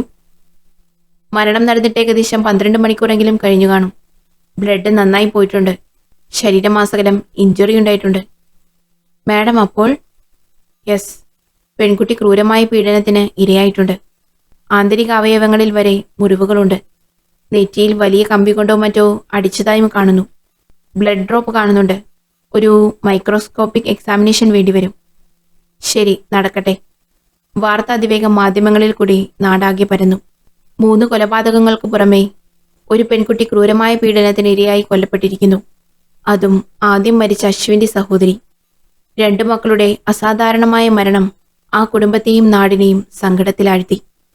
ക്രൈം സീൻ കണ്ട ശേഷം കിട്ടിയ വിവരങ്ങൾ വച്ച് റീകൺസ്ട്രക്ട് ചെയ്ത മൈക്രോസ്കോപ്പിക് എക്സാമിനേഷനും ഫോറൻസിക് പരിശോധനയും പൂർത്തിയാക്കിയ ശേഷം ഗീത മാഡം പറഞ്ഞത്, മറ്റൊരിടത്തു നിന്ന് ക്രൂരമായി റേപ്പ് ചെയ്തതിനു ശേഷം ഇവിടെ കൊണ്ടുചെന്നിട്ട് കൊലപ്പെടുത്തുകയായിരുന്നു. ശരീരത്തിലെ മുറിവുകളെല്ലാം ഇവിടെ വെച്ചുണ്ടായതാണ്. നെറ്റിയിൽ കമ്പി കൊണ്ടടിച്ചത് മറ്റെവിടെയോ വെച്ചിട്ടാണ്. കാരണം നെറ്റിയിലെ ഇഞ്ചുറിയിൽ നിന്നും ബ്ലഡ് ഡ്രോപ്പ് ഉണ്ടായിട്ടുണ്ട്. ബ്ലഡ് ഡ്രോപ്പ് ഈ കാടിനുള്ളിൽ കൂടെ കുറച്ചകലെ വരെ കാണുന്നു. റോഡിലെവിടെയോ വാഹനം നിർത്തി കൊലപാതകി പെൺകുട്ടിയെ താങ്ങിയെടുത്ത് ഈ അരുവിയുടെ കരയിൽ നടന്നു വന്നതാണ്. പ്രതി ഒരു ബൂട്ടാണ് കാലിൽ ധരിച്ചിരിക്കുന്നത്. ബൂട്ട് പ്രിന്റുകൾ ആഴത്തിൽ മണ്ണിൽ പതിഞ്ഞതായി കാണുന്നുണ്ട്. ബാക്കി ഓട്ടോപ്സിക്ക് ശേഷം പറയാം. ഗീത മാഡം, ശരീരത്തിൽ എവിടെയെങ്കിലും ഒരു നക്ഷത്ര ചിഹ്നം കണ്ടതായി കാണുന്നുണ്ടോ? അതുകൂടാതെ എന്തെങ്കിലും ലെറ്റർ, ഗിഫ്റ്റ് ബോക്സ് അങ്ങനെ എന്തെങ്കിലും? നോ നിരഞ്ജൻ, നെവർ, അങ്ങനെയൊന്നുമില്ല. നിരഞ്ജൻ സാർ. എന്താ വിനോദ്, എന്തെങ്കിലും ഇൻഫർമേഷൻ? യെസ്, ഉണ്ട് സാർ. സംഭവം നടക്കുന്ന ഇന്നലെ രാത്രി അച്ഛനെ വിളിച്ച അക്ഷര ആ കോള് കട്ട് ചെയ്തതിന് ശേഷം മറ്റൊരു നമ്പറിലേക്ക് കോൾ ചെയ്തിട്ടുണ്ട്. ഏത് നമ്പർ, ആരുടേതാണെന്ന് ട്രേസ് ചെയ്തു? ഒരു ഗോകുൽ, അവനെയാണ് അക്ഷര അവസാനം വിളിച്ചത്. രാത്രി 7:15, അതായിരുന്നു ലാസ്റ്റ് കോൾ. ഈ 2 നമ്പറും കോഴിക്കോട് ടവർ ലൊക്കേഷനിൽ തന്നെയായിരുന്നു ഉണ്ടായിരുന്നത്. ഒന്ന് ബേബി മെമ്മോറിയൽ ഹോസ്പിറ്റലിനടുത്തുള്ള ടവറും മറ്റൊന്ന് കോഴിക്കോട് KSRTC ബസ് സ്റ്റാൻഡിലെ ടവറും. പിന്നീട് 2 നമ്പറും ഒരേ ലൊക്കേഷനിലെത്തി. KSRTC ബസ് സ്റ്റാൻഡിലെ ടവറിൽ. അതിനുശേഷം രാത്രി 7:34 അക്ഷരയുടെയും ഗോകുലിന്റെയും ഫോൺ സഞ്ചരിച്ചത് ഫറോക്ക് റോഡിലേക്കാണ്. KSRTC ബസ് സ്റ്റാൻഡിന് പരിസരത്തെ CCTV ഫുട്ടേജ് പരിശോധിച്ചപ്പോൾ അക്ഷര ഒരാളുടെ കൂടെ ബൈക്കിൽ പോകുന്നത് കണ്ടു. അതാണ് ഗോകുൽ. ഫറോക്ക് കഴിഞ്ഞ് കടലുണ്ടി പുഴയുടെ അടുത്തെത്തിയപ്പോൾ 2 നമ്പറിന്റെയും സിഗ്നൽ കട്ടായി. വിശദമായ അന്വേഷണത്തിൽ മനസ്സിലായത് 2 പേരും ഫോണും സിമ്മും പുഴയിലേക്ക് വലിച്ചെറിഞ്ഞു എന്നുള്ളതാണ്. ഗുഡ്. ഗോകുലിനെ കുറിച്ച് അന്വേഷിച്ചോ? Yes sir. കൊയിലാണ്ടി സ്വദേശിയാണ് അയാൾ. വീട്ടിൽ അന്വേഷിച്ചപ്പോൾ മിസ്സിംഗ് കേസായിട്ട് അവർ വടകര പോലീസിൽ പരാതി കൊടുത്തിട്ടുണ്ട്. ശനിയാഴ്ച വീട്ടിൽ തിരിച്ചെത്തിയിട്ടില്ല എന്നാണ് വീട്ടുകാർ പറയുന്നത്. ശനിയാഴ്ചയാണ് സംഭവം നടക്കുന്നതും. ആ വീട്ടുകാർ പറയുന്നത് 2 പേർ തമ്മിൽ പ്രണയത്തിലായിരുന്നു എന്നാണ്. ഗോകുൽ അക്ഷരയും കൂട്ടി 1-2 തവണ വീട്ടിൽ വന്നിട്ടുണ്ടെന്നും അവന്റെ അമ്മ പറഞ്ഞു. അവന്റെ മുറി പരിശോധിച്ചപ്പോൾ അക്ഷരയുടെ കുറെ ഫോട്ടോസ്, ലെറ്റേഴ്സ് കിട്ടി. അവർ ഒളിച്ചോടി വിവാഹം കഴിക്കാൻ തീരുമാനിച്ചതായും അവന്റെ വീട്ടുകാർ പറഞ്ഞു. അവന്റെ വീട്ടുകാർക്ക് ഇഷ്ടമായിരുന്നില്ലേ? അവന്റെ വീട്ടുകാർക്ക് ഇഷ്ടമായിരുന്നു. ബട്ട് ഒരു ജോലി പോലുമില്ലാത്ത ഒരേ വയസ്സുള്ള ഒരാളെ വിവാഹം കഴിപ്പിച്ചു തരാൻ അച്ഛൻ സമ്മതിക്കില്ല എന്ന് അക്ഷര പറഞ്ഞിരുന്നു. സർ, അശ്വിനെയും അനീഷിനെയും ജോബിയെയും കൊന്ന പ്രതി തന്നെയാണ് അക്ഷരയും കൊന്നത്. ഇനി 1-2 ദിവസം കഴിഞ്ഞാൽ ഗോകുലിന്റെയും ശവശരീരം ഏതെങ്കിലും കാട്ടിലോ മേട്ടിലോ കായലിലോ കാണും. Stop it. ദീപക് എത്തിയിട്ടുണ്ട്. ഇന്നലെ നടന്ന സംഭവങ്ങൾ മുതൽ ഇന്ന് നടന്ന കാര്യങ്ങൾ വരെ ഞാൻ അവനോട് വിശദമായി ഒന്ന് സംസാരിക്കട്ടെ. താൻ സ്റ്റേഷനിലേക്ക് പോയിക്കോ. ശരി സർ. അക്ഷരയെ കാണാതായത് മുതൽ ബോഡി കണ്ടെടുക്കുന്നതും അമൃതയുടെ നേർക്കുള്ള ആക്രമണവും അക്ഷരയുടെയും ഗോകുലിന്റെയും ഒളിച്ചോട്ടവുമെല്ലാം നിരഞ്ജൻ ദീപകിനോട് പറഞ്ഞപ്പോൾ ദീപക് നിരഞ്ജനോട് 2 കാര്യങ്ങളാണ് ചോദിച്ചത്. നിരഞ്ജൻ, അക്ഷരയെ സ്വീകരിക്കാൻ ഗോകുലിന്റെ വീട്ടുകാർ തയ്യാറായിട്ടും കൊയിലാണ്ടിയിലെ വീട്ടിലേക്ക് പോവേണ്ട ഗോകുൽ എന്തിനാണ് കടലുണ്ടി ഭാഗത്തേക്ക് പോയത്? അക്ഷര ഗോകുലിനൊപ്പം പോയ ആ ശനിയാഴ്ച രാത്രി തന്നെയാണ് അമൃതയ്ക്ക് നേരെ അറ്റാക്ക് ഉണ്ടാവുന്നതും. ഞായറാഴ്ച ടൂറ് പോയ ആൾക്കാരാണ് കാഞ്ഞിലേരി കാട്ടിൽ അക്ഷരയുടെ ചേതനയേറ്റ ശരീരം കാണുന്നതും. ഫോറൻസിക് വിദഗ്ധർ പറഞ്ഞത് അക്ഷര കൊല്ലപ്പെട്ടിട്ട് 12 മണിക്കൂറെങ്കിലും ആയി കാണുമെന്നാണ്. അപ്പോൾ അക്ഷര കൊല്ലപ്പെടുന്നത് ശനിയാഴ്ച രാത്രി തന്നെയാണ്. ഏലത്തൂരും കാഞ്ഞിലേരിയും തമ്മിൽ ഒരുപാട് ദൂരത്തിന്റെ വ്യത്യാസമുണ്ട്. അമൃതയുടെ വീട്ടിൽ വന്നയാളല്ല അക്ഷരയെ ആക്രമിച്ചത്. രണ്ടും രണ്ടാളാണ്. കുറച്ചു സമയം ചിന്തിച്ച ശേഷം ദീപക് വീണ്ടും നിരഞ്ജനോട് ചോദിച്ചു. നിരഞ്ജൻ, പ്രണയത്തിലായിരിക്കുന്നവർ ചെറുപ്പക്കാർ, കൃഷ്ണഭക്തയായ പെൺകുട്ടി. അങ്ങനെ നോക്കുമ്പോൾ അവർ കടലുണ്ടി ഭാഗത്തേക്കല്ല പോയത്. അവർ ലക്ഷ്യം വെച്ചത് ഗുരുവായൂരിലേക്കാണ്. ശനിയാഴ്ച രാത്രി പുറപ്പെട്ട അവർക്ക് ഞായറാഴ്ച നല്ല ദിവസത്തിൽ ഗുരുവായൂരിൽ വെച്ച് താലി കെട്ടാം. അതായിരുന്നു അവരുടെ മനസ്സിൽ. അതിനുവേണ്ടി അവരെ ഹെൽപ്പ് ചെയ്തത് ഗോകുലിന്റെ സുഹൃത്തുക്കളാവാം. അവന്റെ സുഹൃത്തുക്കളെ എല്ലാവരെയും ഉടൻ ചോദ്യം ചെയ്യണം. കടലുണ്ടി പുഴയിൽ അവർ മൊബൈൽ ഉപേക്ഷിച്ചത് ഗുരുവായൂർ എത്തുന്നതുവരെ അവരെ ആരും ട്രേസ് ചെയ്യരുത് എന്ന കണക്കുകൂട്ടലിലാവാം. സുഹൃത്തുക്കളെ ചോദ്യം ചെയ്താൽ വിവരം ലഭിക്കും. ചിലപ്പോൾ ഒന്ന് കുടയേണ്ടി വരും എല്ലാറ്റിനെയും. നിരഞ്ജൻ, വേറൊരു സംശയം എനിക്കുള്ളത്, അമൃതയുടെ വീട്ടിൽ രാത്രി വന്നത് ആ സൈക്കോ കില്ലർ ആയിരിക്കില്ല. കാരണം ഒരു പ്രത്യേക പാറ്റേണിൽ കൊലപാതകം ചെയ്യുന്ന കില്ലർ ഒരിക്കലും പാത്തും പതുങ്ങിയും വീട്ടിലേക്ക് വരില്ല. അതും പുറകുവശത്ത് വാഴത്തോപ്പിൽ കാത്തിരുന്ന് മരക്കൊമ്പിൽ കയറി മുകളിലത്തെ റൂം വഴി. നോ, അങ്ങനെയൊന്നും ഒരു സൈക്കോ കില്ലർ വരില്ല. മാത്രവുമല്ല, സ്ത്രീകളുടെ അടിവസ്ത്രം ഉപയോഗിച്ച് ടെറസിലിരുന്ന് ചെയ്തതൊക്കെ കൂട്ടി വായിക്കുമ്പോൾ അമൃതയെ അറ്റാക്ക് ചെയ്യാൻ ശ്രമിച്ചത് ഏതോ ഒരു ഞരമ്പ് രോഗിയാണ്. ഒരുപക്ഷെ ആ നാട്ടിൽ തന്നെയുള്ള ലഹരിക്ക് അടിമപ്പെട്ടയാളാവാം. അമൃതയെ ലക്ഷ്യം വെച്ചാണ് അവൻ വന്നതെങ്കിൽ അവന് അടുക്കളവാതിൽ തള്ളി തുറന്ന് അറ്റാക്ക് ചെയ്യാമായിരുന്നു. ബട്ട് കഷ്ടപ്പെട്ട് മുകളിലത്തെ ടെറസ് വഴി അവൻ വന്നിട്ടുണ്ടെങ്കിൽ മോഷ്ടിക്കാനാണ് അവൻ കയറിയത്. ദീപക്, നിന്റെ നിഗമനങ്ങൾ തെറ്റാവാതിരിക്കട്ടെ. കുറച്ചു സമയത്തിന് ശേഷം ഗോകുലിന്റെ 3 സുഹൃത്തുക്കളെയും കൊണ്ട് വിനോദ് സ്റ്റേഷനിൽ എത്തിച്ചേർന്നു. സർ, ദാ അവനാണ് അമൃതയെ അറ്റാക്ക് ചെയ്യാൻ ശ്രമിച്ചത്. ഇവനാണ് മാഷിന്റെ വീട്ടിൽ അന്ന് രാത്രി കയറിയത്. വിനോദ് പറഞ്ഞു തീരും മുമ്പ് നിരഞ്ജന്റെ കൈ അയാളുടെ മുതുകത്ത് വീണിരുന്നു. കൈകൊണ്ടും കാലുകൊണ്ടും നിരഞ്ജൻ അവനെ നന്നായിട്ട് പെരുമാറി. എന്താടാ നിന്റെ പേര്? ബെന്നി. നിരഞ്ജന്റെ നിഗമനം ശരിയായിരുന്നു. അവന് 6 വിരലുകളുണ്ടായിരുന്നു. പറയടാ, എന്തിനാണ് നീ അന്ന് വീട്ടിൽ കയറിയത്? എന്തിനാടാ നീ ആ പെൺകുട്ടിയെ ആക്രമിച്ചത്? സർ, പറയാം, തല്ലരുത് സർ, തെറ്റുപറ്റിപ്പോയി. ഒന്നുകൂടി നിലത്തിട്ട് 2 ചവിട്ട് ചവിട്ടിയ ശേഷം ചുവരിൽ പിടിച്ചു നിർത്തി. പറയടാ. പറയാം സർ. ഗോകുലിന് ഒളിച്ചോടാൻ സഹായം ചെയ്തു കൊടുത്തത് ഞങ്ങളായിരുന്നു. ഗുരുവായൂരിൽ കല്യാണത്തിന് വേണ്ട ഏർപ്പാടുകളൊക്കെ ചെയ്ത് രാത്രി പുറപ്പെടാൻ ഒരുങ്ങുമ്പോഴാണ് അക്ഷര പറഞ്ഞത് അവളുടെ സർട്ടിഫിക്കറ്റുകളും മറ്റും വീട്ടിലാണ്, അതെടുക്കണമെന്ന്. അന്ന് കൊയിലാണ്ടി ഫിഷിംഗ് ഹാർബറിൽ വെള്ളമടിച്ചു കൊണ്ടിരിക്കുമ്പോഴാണ് ഗോകുൽ സംഭവം പറയുന്നത്. എടാ, എന്താ ഒരു വഴി? അവളിപ്പോ ക്ലാസ് കഴിഞ്ഞിറങ്ങും. ഈ വീട്ടിൽ പോയി സർട്ടിഫിക്കറ്റ് എടുക്കുക എന്നൊക്കെ പറയുന്നത് നടക്കാത്ത കാര്യമാ. അളിയ ഗോകുലേ, നീ നമ്മുടെ മറ്റേ സാധനം സംഘടിപ്പിച്ചതാ. കാര്യങ്ങൾക്ക് ഒരു തീരുമാനം ഞാൻ ഉണ്ടാക്കിത്തരാം. ഉള്ള കഞ്ചാവടിച്ച് കയറ്റി ഇവൻ കുളമാക്കും. ഡാ, നീ അവളെയും കൂട്ടിക്കൊണ്ട് പോക്കോ. നാളെ സർട്ടിഫിക്കറ്റ് ഗുരുവായൂരിലെത്തിക്കും ഈ ബെന്നി. ഞാൻ ഒറ്റയ്ക്ക് അവളുടെ വീട്ടിൽ പോയി കൊണ്ടുവരും. മോഷണം ഒരു കലയാണ് മോനെ. ഇവൻ പോയാൽ നടക്കുമോ? ഗോകുലേ, ബെന്നി പോയാലേ നടക്കൂ. അവൻ പോവട്ടെ. നീ അവളെയും കൂടി ഗുരുവായൂർക്ക് വിട്ടോ. മറക്കണ്ട, പോണ വഴിയിൽ ഫോൺ വലിച്ചെറിഞ്ഞേക്ക്. ഗുരുവായൂരിൽ ജിത്തുണ്ട്, ബാക്കി അവൻ നോക്കിക്കൊടും. സാർ. അങ്ങനെ ഞാൻ ബൈക്കെടുത്ത് മഴയത്ത് രാത്രി 8:30 അക്ഷരയുടെ വീട്ടിലെത്തി.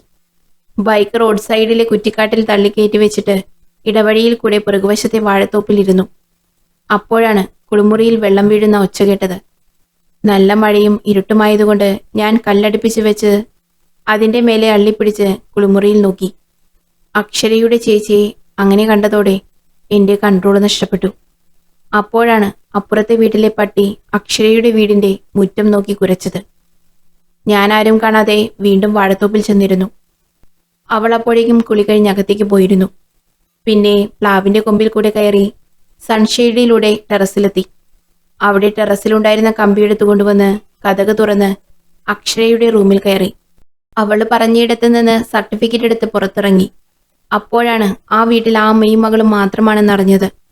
എൻ്റെ ഉള്ളിലെ ലഹരിയിൽ ഞാൻ സ്റ്റെപ്പ് ഇറങ്ങി താഴെയെത്തി അടുക്കളയിൽ ഒളിച്ചു നിന്നു. കുളി കഴിഞ്ഞ് ഒരു മെഴുകുതിരി വെളിച്ചവുമായി അടുക്കളയിലേക്ക് വന്ന അമൃതയെ കണ്ടപ്പോൾ ഞാൻ എന്നെ തന്നെ മറന്നു. കൺട്രോളില്ലാത്തവന്മാർക്ക് ഇവിടെ നല്ല മരുന്നുണ്ട് കേട്ടോടാ. നിന്റെ ആക്രാന്തം, പീഡനശ്രമത്തിനും വധശ്രമത്തിനും നിനക്കെതിരെ ഞാൻ FIR എഴുതും. നിനക്ക് ആ സർട്ടിഫിക്കറ്റ് എടുത്ത് പോയാൽ പോരായിരുന്നോടാ. നീ ഇവിടെ തീർന്നു. അമൃത നിന്റെ തലക്കടിച്ച് ഓടി രക്ഷപ്പെട്ടപ്പോൾ നീ എന്തു ചെയ്തു? ഞാൻ സ്റ്റെപ്പ് കയറി സർട്ടിഫിക്കറ്റ് എടുത്ത് ടെറസിൽ ചെന്നിരുന്നു. എല്ലാവരും പോകുന്നവരെ അവിടെയിരുന്നു. നീ മുകളിലേക്ക് കയറുന്നതിന് മുമ്പ് അമൃതയുടെ മുറിയിൽ കയറി എന്തോ എടുത്തിട്ടാണ് ടെറസിലേക്ക് പോയത് അല്ലേ? അവിടെയിരുന്ന് നീ പുകവലിച്ച് നിന്റെ ആഗ്രഹം നീ സ്വയം നിറവേറ്റി അല്ലേടാ? ഉള്ളിൽ കഞ്ചാവ്, മദ്യം, കുറച്ചുകാലം അകത്ത് കിടക്ക്. വിനോദ്, ഇവനെ കൊണ്ടുപോയേക്കൂ. സർ, ഒരു ബോഡി കൂടെ കിട്ടിയിട്ടുണ്ട്. എവിടെ? തൃശ്ശൂരിൽ വെച്ച്. ബോഡി ഐഡന്റിഫൈ ചെയ്തോ? ഗോകുലിന്റെ ആണോ? No sir. ഗോകുലിന്റെ ആണോ എന്ന് തിരിച്ചറിയാൻ അവന്റെ വീട്ടുകാരെ കൂട്ടിക്കൊണ്ടു പോയിരുന്നു. ഗോകുലിന്റെ അല്ല സർ. കൊല്ലപ്പെട്ടത് ആരാണെന്ന് തിരിച്ചറിഞ്ഞിട്ടില്ല. കൊലപാതകിയെ കൈയോടെ പിടികൂടിയിട്ടുണ്ട് സർ. Very good. ആരാണ് അയാൾ? സർ, മരിച്ചവർ തിരിച്ചു വരുമോ? താൻ എന്താടോ പിച്ചും പെയ്യും പറയുന്നത്? അതെ സർ, കൈയോടെ ഞങ്ങൾ പിടികൂടിയ പ്രതി അശ്വിനാണ്. ഗോപിനാഥൻ മാഷിന്റെ മകൻ അശ്വിൻ. വാട്ട്? നിരഞ്ജനും വിനോദും എല്ലാവരും അപ്പോൾ തന്നെ സ്റ്റേഷനിലെത്തി. അകത്ത് ഒരു ചെയറിൽ അശ്വിനെ പോലെയുള്ള ഒരാൾ ഇരിക്കുന്നു. അശ്വിനേക്കാൾ കുറച്ചുകൂടി തടിയുണ്ട്. അടുത്തു ചെന്ന് വിനോദും നിരഞ്ജനും അയാളെ ചുറ്റും നോക്കി. എന്താ നിന്റെ പേര്? അർജുൻ. വീടെവിടെയാണ്? ചെന്നൈ. അച്ഛൻ്റെ പേര്? അയാൾ കുറച്ചു സമയം മിണ്ടാതെ നിന്ന ശേഷം പറഞ്ഞു, ഗോപിനാഥൻ. ഓ, ഗോപിനാഥൻ മാഷിന്റെ മകൻ. ഓ, ടിൻസ് അല്ലേ? ഇരട്ടക്കുട്ടികളാണെന്ന് ആ വീട്ടിലുള്ളവർ ഇതുവരെ പറഞ്ഞിട്ടില്ലല്ലോ. മാത്രവുമല്ല, നിന്റെ ഒരു ഫോട്ടോയും ഒന്നും അവിടെ കണ്ടതുമില്ല. അതെന്താണ് കാരണം? രണ്ട് ആൺമക്കളുള്ള കാര്യം മാഷും കുടുംബവും മറച്ചുവെച്ചതെന്തിനാണെന്ന് അയാളോട് നിരഞ്ജൻ ചോദിച്ചു. സർ, വർഷങ്ങൾക്ക് മുമ്പ് കോളേജിൽ പഠിക്കുന്ന കാലത്ത് കൂട്ടുകാർക്കൊപ്പമായിരുന്നു ഞാൻ മിക്കവാറും ഉണ്ടാവാറ്. ഒരു ദിവസം ഗ്രൗണ്ടിൽ കളിച്ചുകൊണ്ടിരിക്കുമ്പോൾ ജിൻഡോ എന്നു പേരുള്ള ഞങ്ങളുടെ ഒരു സുഹൃത്ത് കാറുമായി അതുവഴി വന്നു. അവൻ വിളിച്ചപ്പോൾ അവന്റെ കൂടെ ടൗണിലെ ഫുഡ് സോണിൽ പോയി ഭക്ഷണം കഴിക്കണമെന്ന് പറഞ്ഞു. എല്ലാവരും കാറിൽ കയറി. പോകുന്ന വഴിയിൽ പോലീസ് കൈകാണിച്ചു. അവർ കാറ് പരിശോധിച്ചപ്പോൾ അതിൽ നിന്ന് കഞ്ചാവ് കിട്ടി. ഞങ്ങൾ എല്ലാവരെയും സ്റ്റേഷനിലേക്ക് കൊണ്ടുപോയി. ഞങ്ങൾ നിരപരാധിയാണെന്നും ജിൻഡോ ആണ് കാറിൽ അത് കടത്താൻ ശ്രമിച്ചതെന്നും പോലീസിന് മനസ്സിലായപ്പോൾ ഞങ്ങളെ വെറുതെ വിട്ടു. പക്ഷേ വീട്ടിൽ അച്ഛൻ വിശ്വസിച്ചില്ല. അച്ഛൻ ഒരുപാട് പ്രശ്നമുണ്ടാക്കി. അമ്മയോടും അശ്വിനോടും പെങ്ങന്മാരോടും ഞാൻ കാര്യങ്ങൾ വിശദീകരിച്ചപ്പോൾ അവർ വിശ്വസിച്ചു. കാര്യങ്ങളെല്ലാം ഒന്ന് കെട്ടടങ്ങി വരുമ്പോഴാണ് ഒരു ദിവസം രാത്രി ആരും കാണാതെ വീടിന്റെ മതിൽ ചാടി ഒരു ബാഗുമായി ജിൻഡോ എന്റെ റൂമിനടുത്ത് വന്നത്. എടാ അർജുൻ, ഞാൻ നാളെ ഈ നാട് വിടുകയാണ്. മതിയടാ, എവിടെയും പോയി നല്ല ജോലി ചെയ്ത് കുറച്ച് കാശുണ്ടാക്കണം. ഇതെന്റെ ഡ്രസ്സാണ്, ഇത് നിന്റെ അടുത്ത് വെക്കൂ, ഞാൻ രാവിലെ വാങ്ങിച്ചോളാം. അവന്റെ വാക്ക് വിശ്വസിച്ച് ആ ബാഗ് ഞാൻ മുറിയിൽ വെച്ചു. അത് ജിൻഡോയുടെ ഒരു കെണിയായിരുന്നു. ആദ്യത്തെ കേസിൽ ജിൻഡോയാണ് ഉത്തരവാദി. അവൻ കഞ്ചാവിന് അഡിക്റ്റാണ് എന്ന് ഞാൻ പോലീസിനോട് പറഞ്ഞതിനുള്ള പ്രതികാരം. അടുത്ത ദിവസം പോലീസ് വന്ന് വീട് പരിശോധിച്ചു. ബാഗ് കിട്ടി, അതിൽ കഞ്ചാവും. ഇതോടെ വീട്ടുകാർക്ക് എന്നോടുള്ള വിശ്വാസവും നഷ്ടപ്പെട്ടു, വെറുപ്പുമായി. ഇനി ഇങ്ങനെയൊരു മകനില്ല എന്നും പറഞ്ഞു. ഞാൻ കാരണം കുടുംബത്തിന് നാണക്കേടായി. പെങ്ങളുടെ കല്യാണം മുടങ്ങി. അച്ഛന് നാട്ടിലുണ്ടായിരുന്ന ഇമേജ് നഷ്ടപ്പെട്ടു. അതോടെ അവർ എന്നെ മറന്നു. പിന്നെ അന്വേഷിച്ചിട്ടില്ല. കേസെല്ലാം എങ്ങനെയൊക്കെയോ കഴിഞ്ഞ് പുറത്തിറങ്ങിയ ഞാൻ പിന്നെ കുറേ സ്ഥലങ്ങളിൽ ഓരോരോ ജോലികൾ ചെയ്തു. ഒടുവിൽ ചെന്നൈയിൽ ഗുരു അണ്ണൻ എന്നു പേരുള്ള ഒരു പലിശക്കാരന്റെ കൂടെ കൂടി. പലിശ കൊടുക്കാത്തവരെയും കാശ് കൊടുക്കാത്തവരെയും പിടിച്ചുകൊണ്ടുപോയി കാശ് എത്തിച്ചു കൊടുക്കുന്ന പണി.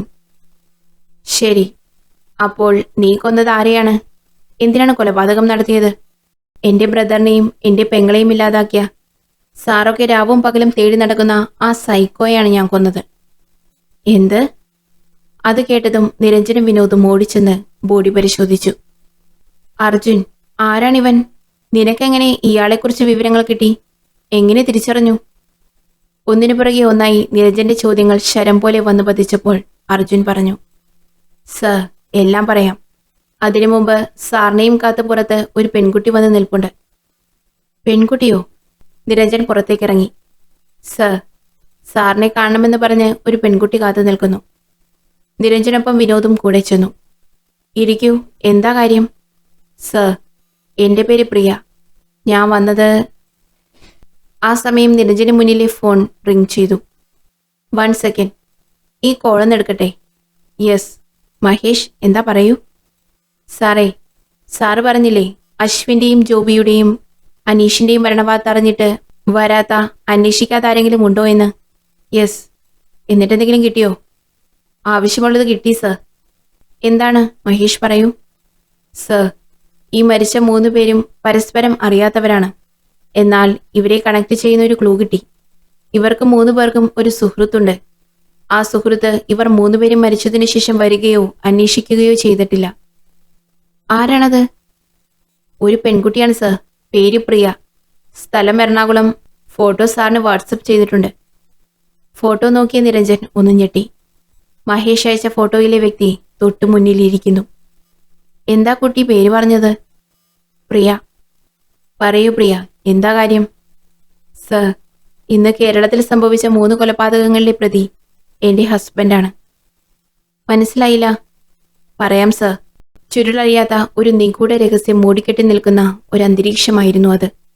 സർ, ഈ അർജുൻ കൊലപ്പെടുത്തിയെന്ന് പറയുന്ന ആന്റണിയുടെ ഭാര്യയാണ് ഞാൻ. എന്തൊക്കെയാണ് നിങ്ങൾ ഈ പറയുന്നത്?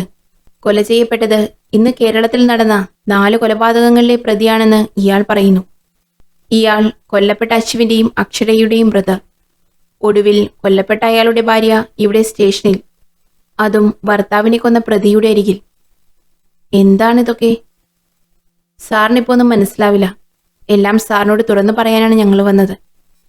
എൻ്റെ ഒരു കൂട്ടുകാരി കൂടി പുറത്തുണ്ട്, അവളും കൂടി വേണം. എന്നിട്ട് ഞങ്ങൾ പറയുന്നത് മുഴുവൻ കേട്ടിട്ട് സാറിന് എന്ത് ആക്ഷൻ വേണമെങ്കിലും എടുക്കാം. ഓക്കെ, ശരി, വിളിക്കൂ അവരെ. ഇരിക്കൂ. എന്താ പേര്? നീതു. പറയൂ, എന്താ നിങ്ങൾക്ക് പറയാനുള്ളത്? ഞാനും പ്രിയയും കോളേജ് കാലം മുതൽ ഒരുമിച്ചായിരുന്നു. ഒരേ കോളേജ്, ഒരേ ഹോസ്റ്റൽ. ഞങ്ങൾ ജോലിക്ക് കയറിയതും ഒരേ സ്ഥാപനത്തിലായിരുന്നു. ആ സമയത്താണ് കൊച്ചിയിലെ ബിനാലെ നടക്കുന്നിടത്ത് വെച്ച് ആന്റണിയെ ഞങ്ങൾ പരിചയപ്പെടുന്നത്. പെയിന്റർ ആയിരുന്നു ആന്റണി. കാഴ്ചയിൽ നിഷ്കളങ്കനായ, ഏകാന്തത അനുഭവിക്കാൻ ഏറെ ഇഷ്ടപ്പെടുന്ന ഒരു സ്പെഷ്യൽ ക്യാരക്ടറായിരുന്നു ആന്റണി. ആ പരിചയം നല്ല ഫ്രണ്ട്ഷിപ്പായി വളർന്നു. ചെറിയ പ്രായത്തിൽ അച്ഛനും അമ്മയും നഷ്ടപ്പെട്ട അവന്റെ ലോകം പെയിന്റിംഗ് ആയിരുന്നു. അതിലവൻ വരയ്ക്കുന്ന പെയിന്റിങ്ങുകളാണ് അവന്റെ കുടുംബം. ആരുമില്ല എന്നൊരു തോന്നൽ എപ്പോഴും അവനെ അലട്ടിയിരുന്നു. ആ ഒറ്റപ്പെടലിൽ നിന്നും അവനെ കരയ്ക്ക് കയറ്റാൻ ഞങ്ങൾ അവനുമായി കൂടുതൽ അടുത്തു. ഞങ്ങളുടെ ഫ്രണ്ട്ഷിപ്പ് അവന്റെ ഏകാന്ത ചിന്തകളെ മനസ്സിൽ നിന്ന് വേരോടെ പിഴുതെറിയാൻ സഹായകമായി. പ്രിയയോടായിരുന്നു അവൻ കൂടുതൽ സംസാരിക്കാനും കൂട്ടുകൂടാനും താല്പര്യം ഏറെ കാണിച്ചിരുന്നത്. ആ സൗഹൃദം രണ്ടുപേരിലും പ്രണയത്തിലേക്ക് വഴിമാറി. പിന്നീടെന്തുണ്ടായി? പിന്നീടാണ് അവന്റെ സ്വഭാവത്തിൽ പ്രകടമായ മാറ്റങ്ങൾ സംഭവിച്ചു തുടങ്ങിയത്. എല്ലാ കാമുകന്മാരും സെൽഫിഷ് ആയിരിക്കുമല്ലോ. പൊസസീവ്നെസ്സും ഉണ്ടാവും. പ്രിയയ്ക്കും എനിക്കും ഒരുമിച്ച് പഠിച്ചിടത്തും ഒരുമിച്ച് ജോലി ചെയ്തിടത്തുമൊക്കെ നല്ല സുഹൃത്തുക്കളുണ്ടായിരുന്നു. അതിൽ ബോയ് ഫ്രണ്ട്സും ഉണ്ടായിരുന്നു. ആദ്യമൊന്നും ആന്റണിക്ക് അതൊന്നും ഒരു പ്രശ്നമല്ലായിരുന്നു. പിന്നെ അവൻ ആളാകെ മാറി. പ്രിയ ആണുങ്ങളോട് മിണ്ടുന്നത് ഇഷ്ടമല്ല, അവരെ കാണുന്നത് ഇഷ്ടമല്ല, അങ്ങനെ കുറെ പ്രശ്നങ്ങൾ. പുള്ളിക്ക് എന്തെങ്കിലും മെന്റൽ പ്രോബ്ലം ഉണ്ടായിരുന്നു? നിരഞ്ജന്റെ ചോദ്യത്തിന് പ്രിയ പറഞ്ഞു, ഇല്ല സർ, കുഞ്ഞു കുഞ്ഞു കാര്യങ്ങൾക്കൊക്കെ പ്രശ്നമുണ്ടാക്കുമായിരുന്നു അവൻ. ഒരു ദിവസം ഞങ്ങൾ രണ്ടുപേരും തമ്മിൽ വലിയ പ്രശ്നമുണ്ടായി. എൻ്റെ ഫസ്റ്റ് പ്രണയമായിരുന്നു അശ്വിൻ. ബട്ട് ഞങ്ങളുടെ റിലേഷൻ എൻ്റെ വീട്ടുകാർക്കും അവൻ്റെ വീട്ടുകാർക്കും പരസ്പരം ഇഷ്ടമായില്ല. അന്യമതത്തിൽ നിന്ന് ഒരു ബന്ധം വേണ്ട എന്നായിരുന്നു രണ്ടു വീട്ടുകാരുടെയും അവസാന വാക്ക്. വീട്ടുകാരെ വിഷമിപ്പിച്ചിട്ട് ഒന്നും വേണ്ട, നമുക്കിവിടെ അവസാനിപ്പിക്കാമെന്ന് അശ്വിൻ പറഞ്ഞു. ഞങ്ങൾ ബ്രേക്കപ്പായി. എന്നാലും ഞങ്ങൾ നല്ല സുഹൃത്തുക്കളായിരുന്നു. ഇതൊക്കെ ആന്റണിക്കറിയാമായിരുന്നു. എന്നിട്ട് ബാക്കി ഞാൻ പറയാം സർ. പറയൂ നീതു. അശ്വിനെക്കുറിച്ച് ഒരുപാട് പുകഴ്ത്തി ഇവൾ സംസാരിക്കുന്നത് ആന്റണിക്ക് അവനെ തരം താഴ്ത്തുന്ന പോലെയും കളിയാക്കുന്ന പോലെയും ഒക്കെ തോന്നി. പക്ഷേ ഇവൾ ദേഷ്യത്തിൽ പറയുന്ന കാര്യങ്ങളിൽ ഇവളുടെ FB സുഹൃത്തായ ജോബിയെക്കുറിച്ച് പറയുന്നതും ഇവൾ മുൻപ് ജോലി ചെയ്തെടുത്തുള്ള ഓട്ടോക്കാരൻ ചേട്ടനായ അനീഷേട്ടനെ കുറിച്ചൊക്കെ പറയുമ്പോൾ അവന്റെ ഉള്ളിൽ ഒരു ചിന്തയേ ഉണ്ടായിരുന്നുള്ളൂ. അവർ 3 പേരെയും എത്രയും പെട്ടെന്ന് കൊല്ലണം, എങ്കിലേ അവൻ അവളോടൊത്ത് മനസ്സമാധാനത്തോടെ ജീവിക്കാൻ പറ്റൂ എന്ന്. തന്നേക്കാൾ സ്നേഹം അവരോടാണെന്നും താൻ കഴിവുകെട്ടവനാണെന്നുമുള്ള ഒരു ചിന്ത അവനിലുണ്ടായി. പ്രിയയെ തനിക്ക് നഷ്ടമാകുമെന്നുവരെ ചിന്തിച്ചു തുടങ്ങി. പ്രിയയ്ക്ക് പഴയ കാമുകനായ അശ്വിനുമായി എന്തോ ബന്ധമുണ്ടെന്നും ജോബിയുമായി അങ്ങനെ തന്നെയാണെന്നും അവൻ ചിന്തിച്ചു. അങ്ങനെ അവൻ വാശി പിടിച്ചു എത്രയും പെട്ടെന്ന് രജിസ്റ്റർ മാരേജ് ചെയ്യണമെന്ന്. ഞങ്ങൾ സുഹൃത്തുക്കൾ ചേർന്ന് രണ്ടുപേരുടെയും രജിസ്റ്റർ മാരേജ് നടത്തി. പ്രിയയുടെ വീട്ടുകാർ സമ്മതിച്ചിരുന്നു വിവാഹത്തിന്? ഇല്ല, ആന്റണി അനാഥനായതുകൊണ്ട് അവർ സമ്മതിച്ചില്ല. എന്നിട്ട് നിങ്ങളെവിടെ താമസിച്ചു? കൊച്ചിയിൽ, അവിടെ ആന്റണിയുടെ ഫ്ലാറ്റിൽ. അന്ന് ഫ്രണ്ട്സിനെയൊക്കെ വിളിച്ച് ട്രീറ്റ് ഉണ്ടായിരുന്നു. ആ പാർട്ടിക്ക് എല്ലാവരും വന്ന കൂട്ടത്തിൽ അശ്വിനും ജോബിയും അനീഷും വന്നിരുന്നു. എല്ലാവരും ഗിഫ്റ്റും കൊണ്ടു തന്നിരുന്നു. വിവാഹ സമയത്തൊക്കെ ആന്റണി നല്ല ഹാപ്പിയായിരുന്നു. ഒരുപാട് ചിരിച്ചു കളിച്ചു നടന്നു. അന്ന് രാത്രി ആന്റണി മൂക്കറ്റം കുടിച്ചിട്ട് ഒരു ഭ്രാന്തനെ പോലെ ഗിഫ്റ്റ് ബോക്സുകൾ തപ്പി. അതിൽ അശ്വിൻ തന്നത് ഒരു ഗോൾഡൻ ചെയിൻ ആയിരുന്നു, ക്ലോക്ക് ഉള്ളത്. പിന്നെ എൻ്റെ പേരിൻ്റെ ഫസ്റ്റ് ലെറ്റർ P എന്നുമുള്ളത്. അതവൻ മാറ്റിവെച്ചിട്ട് ജോബിയുടെ ഗിഫ്റ്റ് ബോക്സ് എടുത്തു. അതിലൊരു വാച്ചായിരുന്നു. അവൻ്റെ ഒരു എഴുത്തുമുണ്ടായിരുന്നു. ആ ബൈക്കിലെ യാത്ര സമ്മാനിച്ചതിനുള്ള സ്നേഹോപഹാരം. യെസ്, അതാണ് എൻ്റെ ചോദ്യം. എന്താണ് ആ ബൈക്ക് യാത്ര? അത് ജോബിക്ക് ഒരു പെൺകുട്ടിയെ വലിയ ഇഷ്ടമായിരുന്നു. അവളുടെ വീട്ടുകാരോട് സംസാരിക്കാൻ അവൻ്റെ കൂടെ ഞാനും പോയിരുന്നു. അന്ന് സംസാരിച്ച് അത് ശരിയായി. ആ കാര്യം എനിക്കും ജോബിക്കും മാത്രമേ അറിയാമായിരുന്നുള്ളൂ. ആ യാത്ര ഒരിക്കലും മറക്കില്ല എന്നവൻ പറയാറുണ്ടായിരുന്നു. അടുത്തത് അനീഷിന്റെ ഗിഫ്റ്റ് ബോക്സ് അല്ലേ? അതിലെഴുതിയിരിക്കുന്നത് നീ എനിക്ക് വെറുമൊരു സുഹൃത്ത് മാത്രമായിരുന്നില്ല. എന്നാലും ആശംസകൾ. എന്താണ് അനീഷ് അങ്ങനെ എഴുതാൻ കാരണം? സത്യത്തിൽ അത് എന്തുകൊണ്ടാണ് അവൻ അങ്ങനെ എഴുതിയതെന്ന് എനിക്കറിയില്ലായിരുന്നു. അത് വായിച്ചപ്പോഴാണ് ആന്റണി ആകെ വയലന്റായത്. എല്ലാം തട്ടിത്തെറിപ്പിച്ച് എന്റെ ഡയറിയും എടുത്ത് അവൻ വരാമെന്ന് പറഞ്ഞിറങ്ങിപ്പോയി. ഏത് ദിവസം? സെപ്റ്റംബർ 24. യെസ്, സെപ്റ്റംബർ 28 ആദ്യ കൊലപാതകമായ അശ്വിൻ കൊല്ലപ്പെടുന്നത്. ഇവർ 3 പേരെയും ആന്റണിക്ക് ഇഷ്ടമല്ലാത്തതുകൊണ്ട് ഞാൻ എല്ലാവരുമായും കോണ്ടാക്ട് നിർത്തി. പിന്നെയാണ് ആ വാർത്ത അറിയുന്നത്, നവവരൻ കൊല്ലപ്പെട്ടത്. അശ്വിൻ മരിച്ചെന്നറിഞ്ഞതോടെ ഞാൻ ഞെട്ടി. എനിക്ക് പേടിയായിട്ട് നീതുവിനെ വിളിച്ചു. അന്ന് രാത്രി ആന്റണി വീട്ടിൽ വന്നത് ഒരു ജോക്കറിന്റെ മുഖം മൂടിയിട്ട് എന്നെ പേടിപ്പിച്ചുകൊണ്ടായിരുന്നു. എന്നിട്ട് ഇരുട്ടത്ത് ഒളിച്ചു നിന്നിട്ട് പറഞ്ഞു, നിനക്ക് അശ്വിന്റെ വീട്ടിലെ ചാമ്പയ്ക്കാമരം വലിയ ഇഷ്ടമല്ലേ? അതിന്റെ ചുവട്ടിൽ അവൻ ഉറങ്ങിക്കിടപ്പുണ്ട്. നിന്റെ അശ്വിൻ. ഒരു ഭ്രാന്തനെ പോലെയായിരുന്നു അവന്റെ പെരുമാറ്റം. പിന്നീട് പള്ളിയിൽ പോയി അച്ഛനെ കണ്ടപ്പോൾ കുറെ അവൻ മാറി. എനിക്കാരോടും ഒന്നും പറയാനുള്ള ധൈര്യമില്ലായിരുന്നു. ജോബിയെ കൊലപ്പെടുത്തി തിരികെ വന്നപ്പോൾ അവന്റെ പെരുമാറ്റം എങ്ങനെയായിരുന്നു? മാരേജ് കഴിഞ്ഞ് കുറച്ച് ദിവസം കഴിഞ്ഞ് ഒരു ദിവസം ജോബിയുടെ ഒരു മെസ്സേജ് എൻ്റെ ഫോണിൽ വന്നു. വീണ്ടും പഴയ പോലെ വയലന്റായി. അന്ന് എൻ്റെ മൊബൈൽ വലിച്ചെറിഞ്ഞു. ഫ്ലാറ്റിൽ നിന്ന് ഇറങ്ങിപ്പോയി. പിന്നെ തിരികെ അവൻ വന്നത് അടുത്ത ദിവസം രാവിലെയാണ്. ഞാൻ ഉറക്കമുണരുമ്പോൾ ഒരു ബെഡ് കോഫിയുമായി എൻ്റെ അരികെ. എന്താ പ്രിയ, നീ എഴുന്നേൽക്കാത്തത്? വാ എഴുന്നേൽക്ക്, ഈ കോഫി കുടിക്ക്. നീ എപ്പോ വന്നു? എവിടെയായിരുന്നു ഇന്നലെ? ഇന്നലെ നിനക്ക് ഇഷ്ടപ്പെട്ട ആ ബൈക്ക് യാത്രയില്ലേ, അത് അവസാനിപ്പിക്കാൻ പോയതാ. ഇല്ല, ഇനിയും നിനക്ക് ഭ്രാന്താണ്. ഞാൻ ഇപ്പോൾ തന്നെ എല്ലാവരോടും തുറന്നു പറയും. എല്ലാവരോടും പറയുമെന്ന് പറഞ്ഞതോടെ അവൻ എൻ്റെ കഴുത്തിൽ പിടിച്ച് തല ചുവരിനടിച്ചു. എന്നെ കുറെ തല്ലി. ഇനിയും പാവപ്പെട്ട നിരപരാധികൾ കൊല്ലപ്പെടരുത്. ഞാൻ കാരണം ഒരു കുടുംബവും അനാഥരായി പോകരുത്. വരുന്നിടത്ത് വെച്ച് കാണാമെന്ന് പറഞ്ഞ് ഞാൻ നീതുവിനെ വിളിച്ച് കാര്യം പറഞ്ഞു. നീതുവിന് അശ്വിന്റെ സഹോദരി അക്ഷരയെ അറിയാമായിരുന്നു. നീതു അക്ഷരയെ കണ്ടു. എല്ലാ കാര്യവും പറഞ്ഞു. ആന്റണിയുടെ പേരും വിലാസവും പറഞ്ഞു കൊടുത്തു. എന്റെ ഏട്ടനെ ഇല്ലാതാക്കിയിട്ട് അവനിവിടെ സുഖിക്കേണ്ട ചേച്ചി. ഇപ്പോൾ തന്നെ ഞാൻ നിരഞ്ജൻ സാറിനെ കണ്ട് കാര്യങ്ങൾ പറയാം. ശരി മോളെ, വൈകിക്കേണ്ട. എന്നാൽ നീതുവിനെ ഫോളോ ചെയ്ത് ആന്റണി ഉണ്ടായിരുന്നു. ദൂരെ നിന്ന് എല്ലാം കേട്ടുനിന്ന ആന്റണി അക്ഷരയെ ഫോളോ ചെയ്ത് കാലിക്കറ്റ് അവളുടെ കോളേജ് വരെ പോയി. അവിടെയാണ് ഗോകുൽ അക്ഷരയെ കാത്തുനിന്നത്. അക്ഷര, നിന്റെ കസിൻ സിസ്റ്റർ ശ്രേയെ വിളിച്ചിരുന്നു. എന്താ കാര്യം? നീ ഇനി ഇന്നും കൂടിയേ കോളേജിൽ പഠിക്കൂ. നിന്റെ ഇഷ്ടം പറഞ്ഞ നിന്റെ അച്ഛൻ നിനക്ക് വേറെ ആലോചന കൊണ്ടുവന്നിട്ടുണ്ട്. നിന്റെ പഠിപ്പ് നിർത്തണമെന്നൊക്കെ പറഞ്ഞിരിക്കുവാണ് നിന്റെ അച്ഛൻ. ശ്രേയെ വിളിച്ചു പറഞ്ഞതാണ്. അയ്യോ, നമ്മളിപ്പോ എന്തു ചെയ്യും? നമുക്ക് ഒളിച്ചോടാം, വേറൊരു വഴിയുമില്ല. അതിന് സർട്ടിഫിക്കറ്റൊന്നും എൻ്റെ കയ്യിലില്ല. മാത്രവുമല്ല, എനിക്ക് നിന്നോടൊരു പ്രധാനപ്പെട്ട കാര്യം പറയാനുണ്ട്. എനിക്ക് വിവാഹത്തെക്കാൾ ഉപരി അതാണ് വലിയ കാര്യം. കാര്യങ്ങൾ ഗോകുലിനോട് തുറന്നു പറഞ്ഞപ്പോൾ ഗോകുൽ പറഞ്ഞു, ശരി, ഇന്ന് രാത്രി നമുക്ക് ഗുരുവായൂർക്ക് പോകാം. അവിടെ സുഹൃത്തുക്കളെല്ലാം ശരിയാക്കിയിട്ടുണ്ട്. നാളെ വിവാഹം നടത്തി നമുക്ക് നേരെ നിരഞ്ജൻ സാറിന്റെ ഓഫീസിൽ പോയി എല്ലാ കാര്യങ്ങളും പറയാം. ആ തീരുമാനത്തിലാണ് ആ മഴയുള്ള രാത്രിയിൽ അവർ യാത്രയാവുമ്പോൾ പുറകിൽ അവരെ പിന്തുടർന്ന് ആന്റണി ഉണ്ടാവുമെന്ന് അവർ കരുതിയില്ല.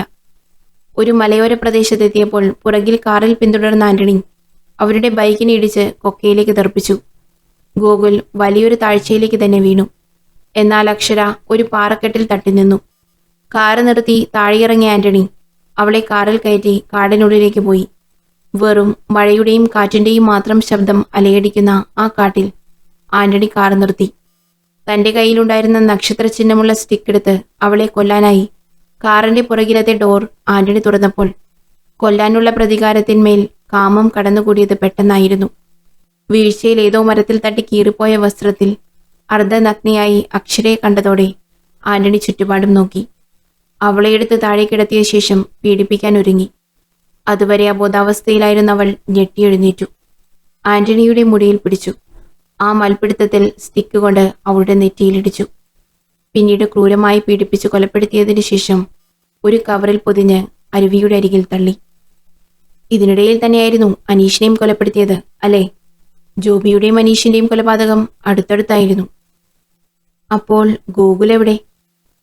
വിനോദ്, ആ അടിവാരത്തിൽ അന്വേഷിക്കണം ഗോകുലിനെ കുറിച്ച്. വേണ്ട സർ, ഗോകുലിനെ നമ്മൾ കണ്ടെത്തി. ഗോകുൽ ഞങ്ങളുടെ സുഹൃത്ത് ലക്ഷ്മിയുടെ ആയുർവേദിക് ഹോസ്പിറ്റലിൽ ചികിത്സയിലാണ്. ഗോകുലിനെ കണ്ടെത്തിയത് അർജുനാണ്. എവിടെ വെച്ചാണ് അർജുൻ നിങ്ങൾക്കിടയിൽ വരുന്നത്? ഞാൻ പറയാം സർ. അർജുൻ പറയൂ. അന്ന് ഒളിച്ചോടി വിവാഹം ചെയ്യാൻ നിന്ന രാത്രി അക്ഷര എന്നെ വിളിച്ചിരുന്നു. അവൾ അച്ഛനും അമ്മയും ആരും അറിയാതെ എന്നെ വിളിക്കാറുണ്ടായിരുന്നു. അവൾ ഈ കാര്യം വിളിച്ചു പറഞ്ഞതോടെ ഞാൻ ആന്റണിയുടെ വീടന്വേഷിച്ച് അടുത്ത ദിവസം പകൽ കൊച്ചിയിലെത്തി. അവിടെ വെച്ചാണ് അക്ഷരയ്ക്ക് അപകടം പറ്റിയത് ഞാൻ അറിഞ്ഞത്. ആന്റണിയാണ് ചെയ്തതെന്ന് പ്രിയയും നീതുവും പറഞ്ഞു. അങ്ങനെ ആന്റണി ഒറ്റയ്ക്ക് താമസിക്കുന്ന ഒരു വാടക വീട് അവർ പറഞ്ഞു തന്നു. അന്ന് രാത്രി ആ വീട്ടിൽ വെച്ചിട്ട് തന്നെ ഞാൻ അയാളെ തീർത്തു. കൈയും കാലും തല്ലിയൊടിച്ചിട്ടാണ് അവനെ പറഞ്ഞയച്ചത്. അവൻ ഇനിയും ജീവിച്ചിരുന്നാൽ പലരെയും കൊല്ലുമായിരുന്നു സാറേ. ഇവർ രണ്ടുപേരെയും കൊല്ലും. എന്തിനാ സാറേ ഇങ്ങനെയുള്ളവന്മാരെയൊക്കെ? ശരി, താൻ പറഞ്ഞത് ശരിയാ. തന്റെ സ്ഥാനത്ത് ഞാനായിരുന്നെങ്കിലും അതേ ചെയ്യുമായിരുന്നു. ഈ ആന്റണിക്ക് മറ്റൊരു സ്വഭാവം കൂടിയുണ്ട്. അയാൾക്ക് ഉറപ്പായിരുന്നു താൻ പിടിക്കപ്പെടുമെന്ന്. അപ്പോൾ അയാൾ ചെയ്ത കൊലപാതകങ്ങൾക്ക് മാത്രം അയാളുടെ ഒരു ഐഡന്റിറ്റി ഉണ്ടാക്കാനാണ് കയ്യിലുള്ള ആ വടിവാൾ സ്റ്റിക്കായ നക്ഷത്രചിഹ്നമുള്ള സ്റ്റിക്ക് കൊണ്ട് കൊല്ലപ്പെട്ടവരുടെ ശരീരത്തിൽ അടയാളമുണ്ടാക്കിയത്. അതിൽ അയാൾ ഒരു ആനന്ദം കണ്ടെത്തിയിരുന്നു. അയാളുടെ മാനസിക വിഭ്രാന്തിയാണ് ഇങ്ങനെയൊക്കെ ചെയ്യിപ്പിച്ചത്. The real psycho. അല്ലെങ്കിൽ പ്രിയ ഡയറിയിൽ എഴുതിയ ചാമ്പയ്ക്ക മരച്ചുവട്ടിൽ വെച്ച് തന്നെ അശ്വിനെ കൊല്ലേണ്ടതുണ്ടോ? അനീഷിനെ വഴിവക്കിൽ വെച്ച് പെട്ടെന്ന് തന്നെ കൊലപ്പെടുത്താൻ കാരണം അയാൾക്കത് കഴിഞ്ഞ് അക്ഷരയെ കൊലപ്പെടുത്തണമായിരുന്നു. അതോടെ അയാൾ മടങ്ങി. അയാൾ ചെന്നെത്തിപ്പെട്ടത് അർജുന്റെ കയ്യിലും, അല്ലേ? ശരി അർജുൻ, നിങ്ങൾ നിയമത്തിന് കീഴടങ്ങണം. എന്തു തന്നെയായാലും കൊലപാതകം കൊലപാതകമാണ്. അത് ഒന്നായാലും മൂന്നായാലും. Okay sir. ബട്ട് അർജുൻ 3 പേരെയാണ് അയാൾക്ക് കൊലപ്പെടുത്താനുണ്ടായിരുന്നത്, അല്ലേ? അതെ.